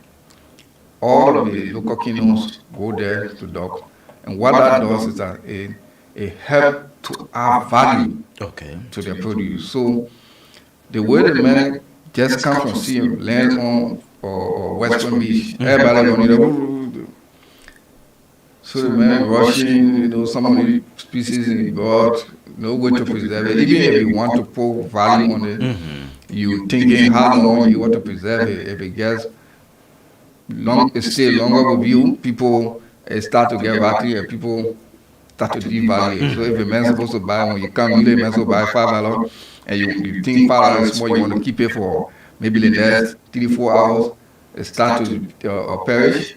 When after 2-3 hours, the man come back and will tell you, you get that because the value are reduced. But at that cluster, you don't have to worry about that because you take ice with you. If you come back, if you're selling and you are able to complete your sale, you get place to store your fish. So you can store your fish, at that facility, and you have a fish market there, a dedicated fish market specifically for selling fish. So you can even drive there if you want to get fresh fish. You don't have to be standing along the way again looking for fish. You can easily drive there and get your fresh fish. You have different variety of species depending on what you want, but it will be fresh. And we don't want a situation where you have the guys standing along the way. The fish is exposed to a lot of bacteria and all of these things. To all of these the sanitary conditions are healthy. You come and just land on the beach where people do defecation, open defecation, all of this stuff. You use the same place people land, and the fish is dump all in the sand. People feeding, with feces and all of these things. So trying to keep away from that. And so when that happens, you try to give value for the produce. And even attract international market. Okay. Because the people cannot see you doing this kind of thing on West Point or Cobo Beach, and you think they want that kind of fish to lay on their market. They will not accept it. So as part of this process, we also, my boss is currently in the U.S. working with the Minister of Finance and to lobby with international partners to see how we can add another major component to this port sector. Okay. That has to do with the issue of lab. Alright. Because even if we modernize the port, if the issue of sanitary concern is not addressed, it will be difficult to have a market. That means, yes, okay, your port is good, we know you got this, but the issue of sanitary concern, because before that produce get on another market, they have to be certified. And to certify them, meaning a certified lab has to be able to certify that. Okay. And so currently she's in the U.S. lobbying for that, and there's a signal that we can get through that. Through the support of the Icelandic government, about 2 years ago, they set up a mini lab for us at our technical office. Okay. But it's not functional yet. There are few equipment into that. But to make it up to international standard where it can be recognized internationally and accepted internationally, that is a process we're leading now. And she's in the U.S. with the finance minister. They are signal that we can get a hold of that. And that will make a complete port sector. Okay. So when you come here, you don't worry over lemon cash, because that's one thing. If you don't have a facility, even you build a port, the facility is key. You will not be able to take a fish to the next market. The fact that the fish landed here and processed here, when you take it from here, there should be some level of sanitation certificate or accreditation to allow to go in the market. And that is the reason why the guys will not come here, because we don't have two facilities yet now. I want to believe that all of what you just explained, basically in relation to the port, the establishment of the port, NAFA's one of its objectives is that after this port has been established, it's about creating a market environment for Liberian fishermen and the entire fishing industry in Liberia support. So where the produce from Liberia can have that value on the international standard. But I'm seeing this from a point that it takes a whole different conversation after this port is being established. Especially you want to look at those that are involved in the artisanal fishing, right? The time we're going to take you to sell this idea to them, to graduate from the style we usually use, where you just come from sea, you lay on the beach, you have people come and purchase from you what we call fast money, right? Just pay and you be done. That's how he has been over time. So after this port has been established, I'm seeing a different conversation that those folks will have to buy into the idea you put it for. Well, we've already started a conversation with them, because we're not waiting to complete before we start, rolling out. We have started discussing with them. We have given them the concept. They understood that. We've even taken some of them. The last trip the DG made to Morocco, one of the local official folks and leadership, one way with her to be able to access the facility that there, because this the same facility want to replicate here. Okay. So understand what is that, and she came from there. She was very impressed. I said, "Well, we've been thinking this thing you've been talking was just concept, abstract something that cannot be seen." So they want to see something as she was actually impressed with the facilities. And this is the same thing we want to bring here. This is how we want to upgrade you as a government, as a country, so that. I know we've been in this stage for a very long time. This is what we used to. This is what we've been, but we cannot continue to be in the same area, year in, year out. Especially in the phase of development, in the phase of technological advancement, we have to be able to push you up to a level where you can be able to compete with your international or colleagues. Okay. Mr. Deputy Director General, in February of this year, you attended the Intergovernmental Conference that centers around the law of the sea, and Liberia was being represented by your office. Can you bring us up to speed the importance of that particular conference and the other issues we need to go to get the time is moving? Well, so the issue of the sea is our it's a resource-rich environment that's given to our God, and while it's true you have a right to it, others who also are border to it have a right to it. Others who don't or are not bordered by the sea also have a right to the sea. And so there has to be a governance mechanism to avoid conflict. And there where the issue of the law of the sea comes in, because in there are a lot of resources, how to manage them, how we navigate the sea, and all of these things are tied into the issue of the law of the sea. And as a country, as a maritime country, we have a huge maritime program with LISCA and all of these things. It is very important to us. We also have fisheries, operations and all of these things, oil, offshore oil exploration. So the issue of the law of the sea is very cardinal. How do we benefit as a country? And that was the essence of the discussion. So there are a lot of different components, different layers associated with the conversation. The technical team had a discussion, and there were some issues surrounding some vague clauses that were placed in by some of our parties to the law of the sea. These issues were resolved. Like if you remember, the entire conference was postponed from last year to this year because there was no consensus. Yeah, so this year, thankfully, they were able to reach a conclusion on this, or lifting all of the brackets on the issues that were raised over time. And so what I can say is that this is a governance tool meant to regulate how every country uses the sea and how every country benefits from the sea. And that is the essence of such conference. You have to have that, or else everybody will just jump and do what they want to do. So you need a body, you need a law that will regulate how it is used. For instance, you are facing the ocean. You could say, yes, as far as I can go, the law says there are limitations.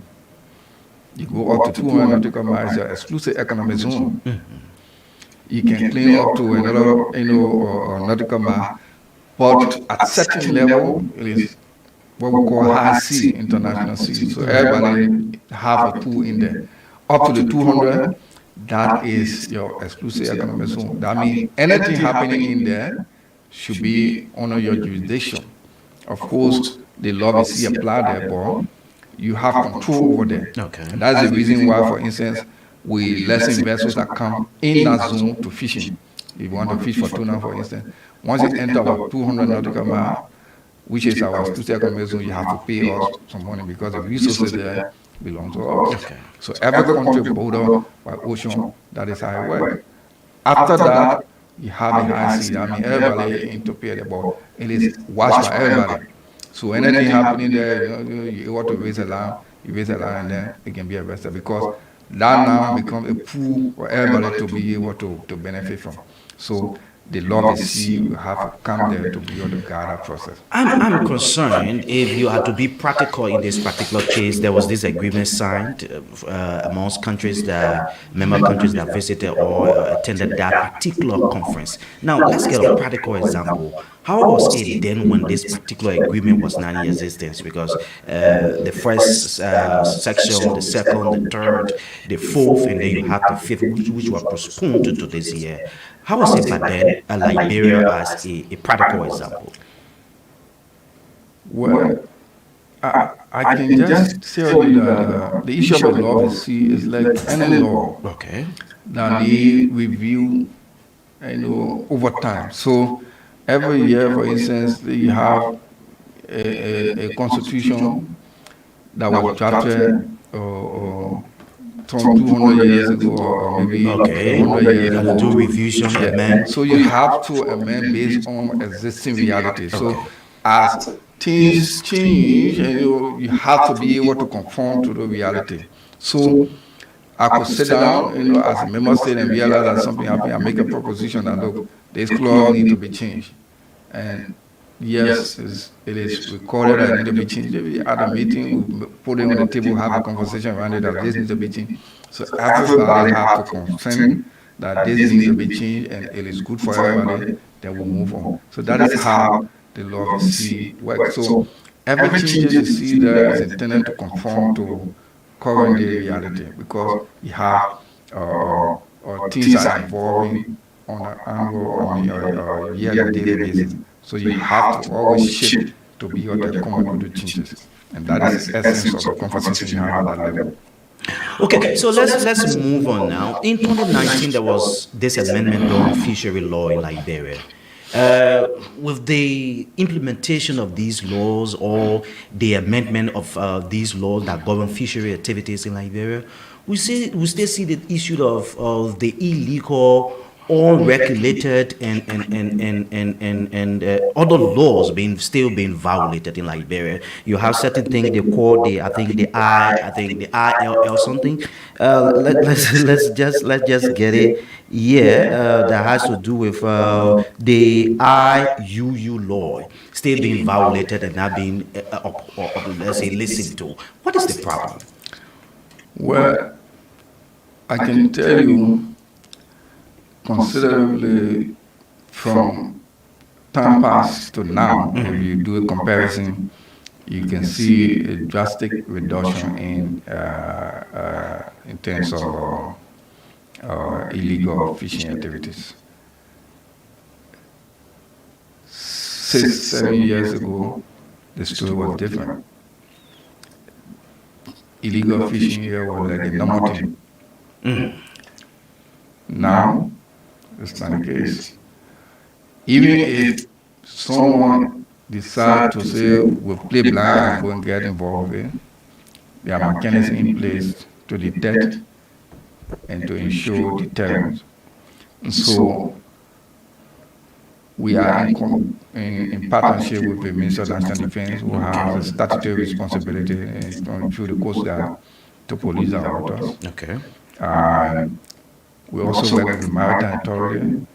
We have a monitoring center as well, where we monitor vessels that operate in our water, specifically fishing vessels and other vessels that ply in water. So if you have a ship that just sailing through, you stay able to monitor them. If you see any strange activity based on how their movement is, you can be able to detect that from the stream and you can signal the authority at the Ministry of Defense. They can send a team there to inspect. The Ministry of Defense has a MOU with Sea Shepherd also. They have been very effective with that. Many times, the boat and fishing vessels, sometimes they call there with they have to start the responsibility. So the issue are you to a large extent has been used drastically. You don't have like in the past where every morning you wake up, the other people came illegally. Nobody comes fishing in water illegally, register. for the issue of artisanal fisheries, for instance, in Maryland, we experience this regularly. I mean, that is a normal thing that will happen anywhere because these are local fisheries. There are borders, countries you have a border with Ivory Coast at the end of the sea there. So the issue of the maritime boundary have been an issue that have been discussing with Ivorian authorities over a period of time. Okay. So normally during fishing season, you see the local fishermen, someone that will drift into Liberian waters or stuff like that. We managed to apprehend one or two of them, but again, we have to keep our international relationship because these are local fishermen. So And that's exactly what's my next question as to what are the relationship with NAFA and the rest of its counterparts across the African continent. In a case where a fisherman from Africa has been caught on the Liberian water, that perhaps without lesson to fishing on the Liberian water. I mean, what follows thereafter? Does NAFA go about prosecuting or taking action against that individual, or say the individual will be returned to his country to face some actions? Well, we focus basically on the fisheries aspect. The personnel aspect has to do with the Ministry of Defense and the Coast Guard and the LIS, immigration people.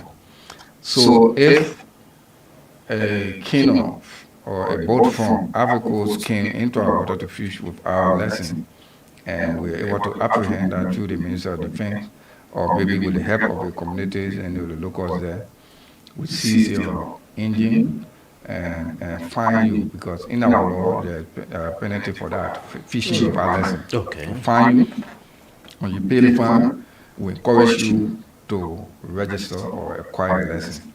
If you don't want to, we allow you to go, but we will not allow you to fish with our license. So we have done that, so many times, especially from Nassau, Maryland side. We have found people so many times, they pay their fine, some of them acquire lesson, and then they go and continue fishing. Sometimes we have to go there literally to talk with the locals there to allow them to integrate, because we are all one people. The people on that side can easily cross to Maryland, or Abidjan, come back and so forth.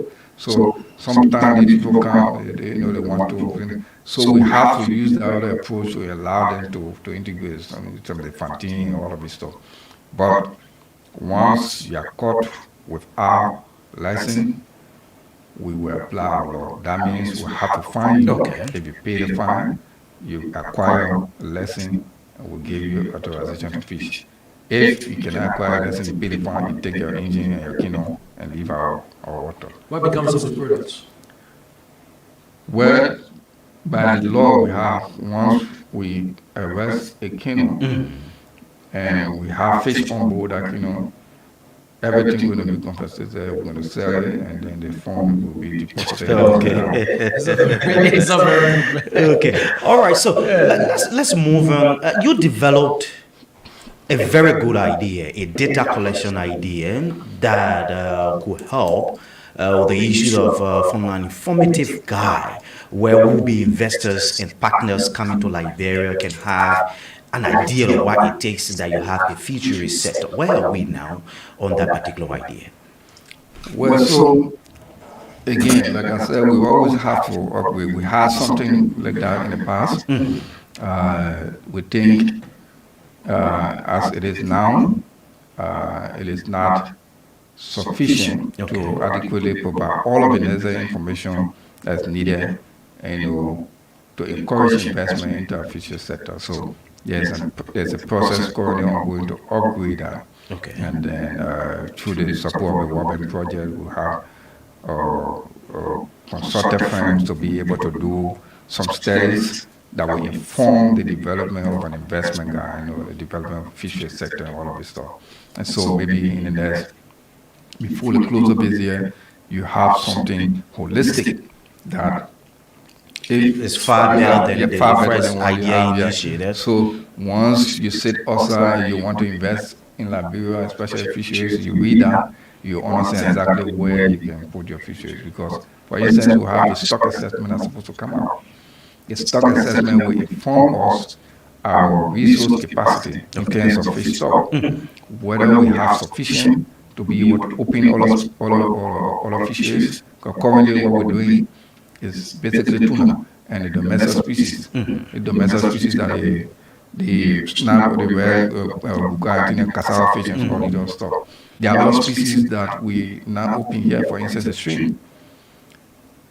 We just, there's a team currently now in Buchanan doing, to the support of the FAO, completed the management plan for sea cucumber. Okay, yeah. Basically, it's a very valuable species. We don't consume it, but other international, other countries around the world consume it, especially in Asia, the Chinese. They use it for medicine and other purposes.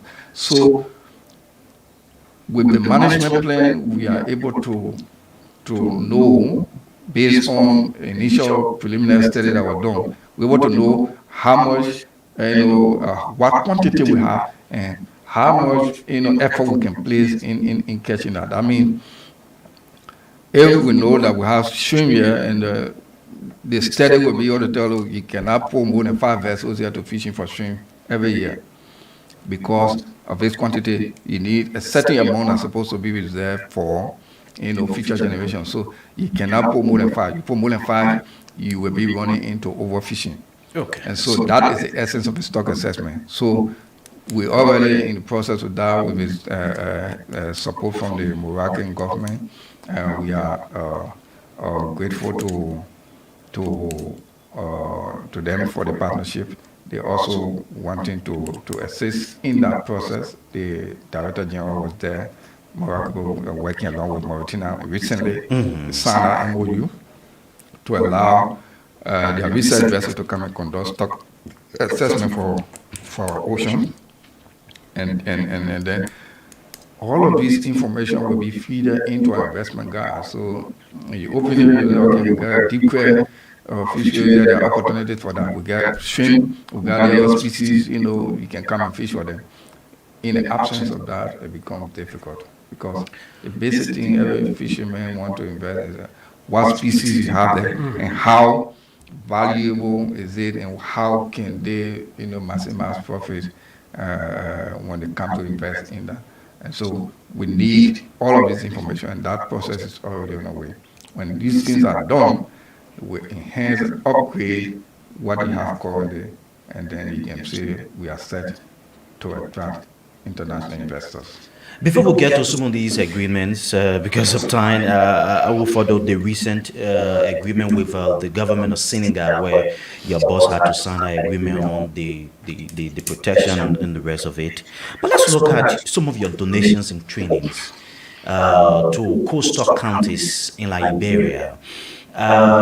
Now, if you had to look back and count on the contributions of future benefit mongers in the fisheries sector, what sort of improvement? What have you seen so far if you are to restrict that to some of the sources of NAFA?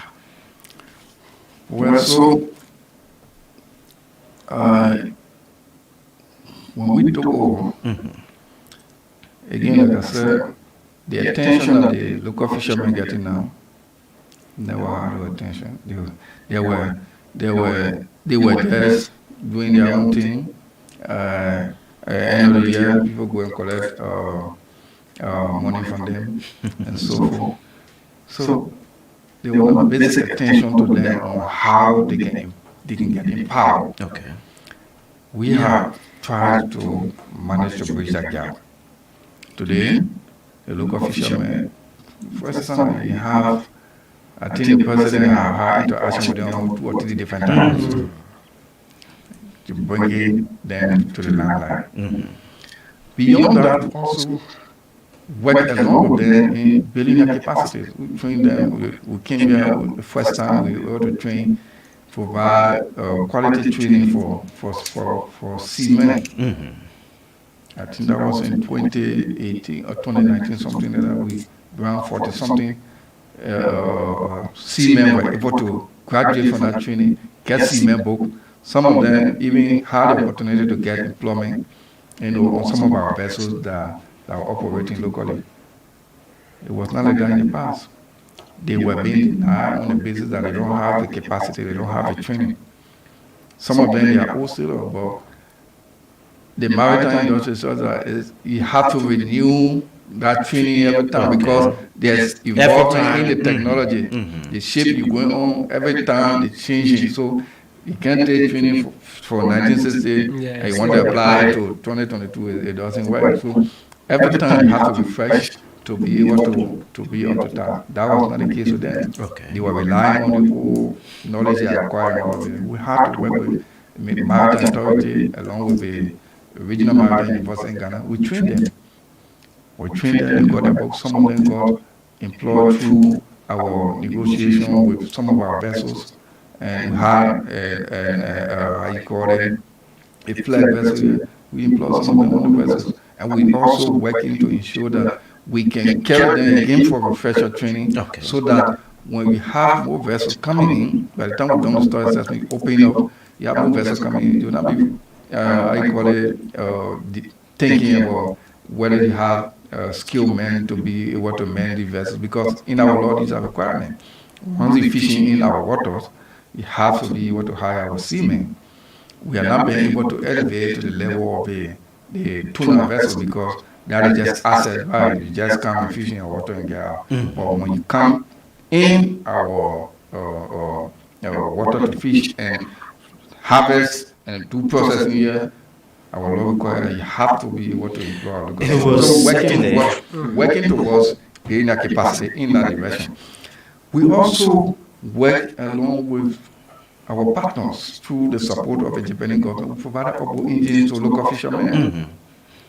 For the first time, the government decided to give them free Obo engines, specifically for those that are operating paddling canoes. And the intent was to be able to upgrade their skill so that they can be able to move forward, they can be able to come back faster, minimize time, but increase productivity and revenue. And so, to some extent, that has improved. We're doing some review on the cooperative that was set up to see how that is working. We already have a second batch of the engine here. We are not distributed in here because we want to review the progress for the first before we move to the second. We also have net exchange. We provided I call it thread net because the net they are using currently, called the monofilament net, it is prohibited. It is banned by law. In our law, internationally, it's not accepted because it's plastic net. It doesn't decay easily. And when you live in the water, you tangle fish species and all of this stuff. So internationally, it's not accepted. But our law also is not accepted. So the way we can bridge the gap is to work with, see how we can provide, the required net that they can be able to use. And we started that process. We brought the first one. They had some issues, so we use that as a study case. Now we're bringing additional net to be able to distribute to them based on their specification and requirement. So there are a lot of other things the local fisher folks are going to benefit, and they are benefiting from this leadership, and they can attest to that. You speak to them, they will tell you, may not be personal, but they are benefiting from them. Before we can get to the telephone line, let's take this question. Your institution was being very forceful and accident to have developed the idea introducing the Science College at the University of Liberia, which of course will add value to what you do in Liberia. Now, in one meaning, how can this idea of yours be understood by the ordinary people if they are to encourage their children to take advantage of this particular exercise, this knowledge that has been introduced by your institution? So we are preparing for the future. You are doing some massive infrastructure investments, trying to expand the fishery sector. You don't want a situation where when the sector starts to pick up, and then you have human resource gap. So the plan has to be complete. Okay. And so that is the reasons we have to go this route. In time past, many of the fisheries experts now or senior technicians in the fisheries sector acquired a degree from outside. The basic knowledge you get here is general agriculture. And then you go out and get and a master degree and come back. That's the only training. The rest of the other people maybe short courses or something like that. So we said we cannot be doing all of these investments and not taking into consideration the human resource component of it. Because to manage this, you need the human resource. Or else, you'll be doing here and everything, you'll be looking for international people to come and manage that. So we have to start preparing for that. That's how we went into an agreement with the University of Liberia. We have the agricultural college, and we have other component for fisheries. So that many people now are excited of fisheries. They never had an understanding and all of these things with the light that have been shown and been shining on fisheries now. Everybody got interest, some way, somehow, some people got interest and want to do fisheries and all of these things. They don't have the opportunity. You have to travel all over the country. Now everybody have the means to go all over the country to do studies. So can we bring something close to them? You already got people here who have the qualification, who went out, got masters, trained in fisheries science. You can use them to train other Liberians and become a discipline. Other countries, people get master's degree in fisheries science. So we have to prepare for the future. Need to get people from outside because we get expert here. That is just paving the stage. We will not have that excuse here. And quickly, Parker, before we get to the phone line, I believe this is important. We asked all what you have embarked on as an institution, all what you guys, the leadership of Madam Glasgow, has been ably assisted by you, have what a lot of big plans across today. You have this conversation. Liberians can testify to some of the works you have done there. What kind of fisheries sector do you hope to see after you guys have the mainstream of leadership at the institution at NAFA, hoping that others come to take over from you? What kind of fisheries sector do you envision for Liberia? We want to leave a fisheries sector that is economically viable, that can support our economy, that can supply our market, and that can empower people to create job opportunities. That is a sector we are working towards, and we can achieve that collectively. We can achieve that with the support of everyone. It not just have to be people that work in NAFA. Everyone will have something to do associated with that. Yeah, is supporting our effort to come here and explain to the people so that they have an understanding, because if they don't have the understanding, it will be difficult for them to accept. So that is the kind of collaborative spirit we all need, the support, so that we drive this sector. Fisheries is a sector that is very important to our economy, and it's a sector very important to many economies. We are blessed to have or to be bordered by an ocean. We have many rivers here, many bodies of water, and we are blessed with these natural resources. We have to be able to put in place the measures to be able to tap into the potential that comes with these resources. And that is where we want to leave a fisheries tomorrow.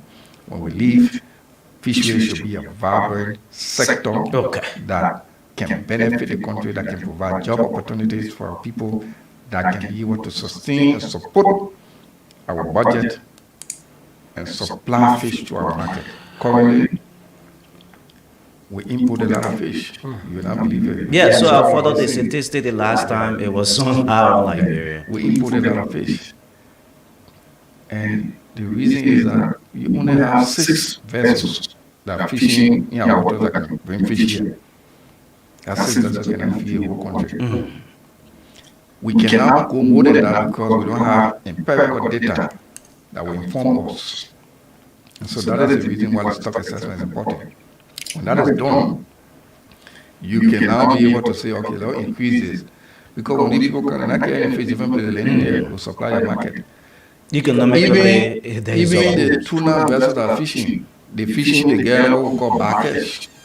When they get the backage, they will be allowed to lay that backage. I mean, fishing for tuna, where you throw the net, different speed guys, you're not going to pull out fish by the water. It's called backage. Let's get to the telephone line now. Radio Peace in Habel indeed is relaying this broadcasting to the management team of Radio Peace, is actually relaying the broadcast. We take 5 calls for the day. This first person. Good morning. Yes. Good morning, Jacob Sheriff. Alfonso, go ahead. All right, thank you for your recognition. You know Alfonso come out well. I listened to your studio guest this morning and he explained relatively, and I would like to say thank you for your presentation. But the issue is NAFA. Where is the benefit, where is the source of income like people are benefiting from NAFA? Because we noticed that our seed today is being used by the international community. They are taking our resources out of this country without giving nothing back to us. Thank you. Okay. All right. Thank you. 0770907907 is the number to call this morning. 0770907907 is the number, and we'll take your call. We're out of time now. We gotta call it a day on this segment of the show. Alfonso wants to know, as per, is there any answer to Alfonso's question? Well, I think you can follow I hope Alfonso have followed the show from the beginning to understand all of the things we are enumerated here. But I think we are benefiting from our resources. We are trying our best to protect it. The fish in the water. If you didn't catch it, you don't make money already. We don't have SOs here, we don't have ship here to say we'll go catch it and only like when people know. You have to allow other people to kind of harvest it and give you money. And so when they come, they pay money to us, that money goes to government coffers. Just squeeze up person. Good morning, let's hear you. What's your name? Good morning. Good morning, let's hear you quickly. 30 seconds, what's your name? Thank you very much. Let me say good morning to you and good morning to your very unique institution, I mean the Fulton Agro family. And also to your workaholic CEO. Just go ahead. Please make it. Yeah, no problem. Thank you for that magnificent recognition. For the recognition, I'm poker wrapped. And I told you from a comfortable perspective on the purpose. You know, actually, we don't have to say much. The working of NASA has been beyond our planet. It's clear. Nobody that person we are at the point that the Liberia people in general, not for CDC or even the party, but Liberia people in general have been one certified way for the working. Ricky. Poga. It seems like Poga, you go. I say we gotta wrap up. Let's leave Poga. Okay, so we got to go now. I see the futurist set of Liberia being more vibrant. Like the issue of the construction of the port, I sense a whole different idea that revenue can be generated locally, in Liberia when these ideas you talk about are rightfully placed in the futurist settle of our country. We got to go. What will be your parting comment this morning, Honorable Deputy Director General? Thank you very much, and I'm grateful for the invite, the opportunity to come here and share light on some of the workings we want to take in the Fisheries Authority. We want to inform our local fisher folks that NAFA is here. We are working on your behalf. We're trying to expand the sector. We're trying to open up the sector so that we all can have to get the full benefit of what is required from a set of source. And so we'll continue to work in that direction. There are other things already ongoing. Development doesn't come in one day. There are processes involved. The processes are ongoing. We can show you in the next 1 or 2 years, you start to see these things in physical things. You start to see structures and all of this stuff. Okay. It's in addition to what we are currently doing, the soft aspect, and the hard component, all of this stuff. We are grateful, always open to be here to provide additional information when there's a need. Our doors are always open. Thank you. And I just like the way you accepted our invite. I appreciate that. Okay, folks, it has been a very good time on the show this morning. He is the Deputy Director General at the National Fisheries and Aquaculture Authority, NAFA, Ambassador Augustine Bala. He been with us having conversation. Till we talk to you, Harris, we gotta go. Yeah, certainly we gotta go. And and trust we're going to be here tomorrow with another edition of the program. Many thanks all of you for playing the listening role. Okay, so Harris, Billy, April, and Parker will take our break. Join us on tomorrow for another presentation. Till then, have yourselves a wonderful time.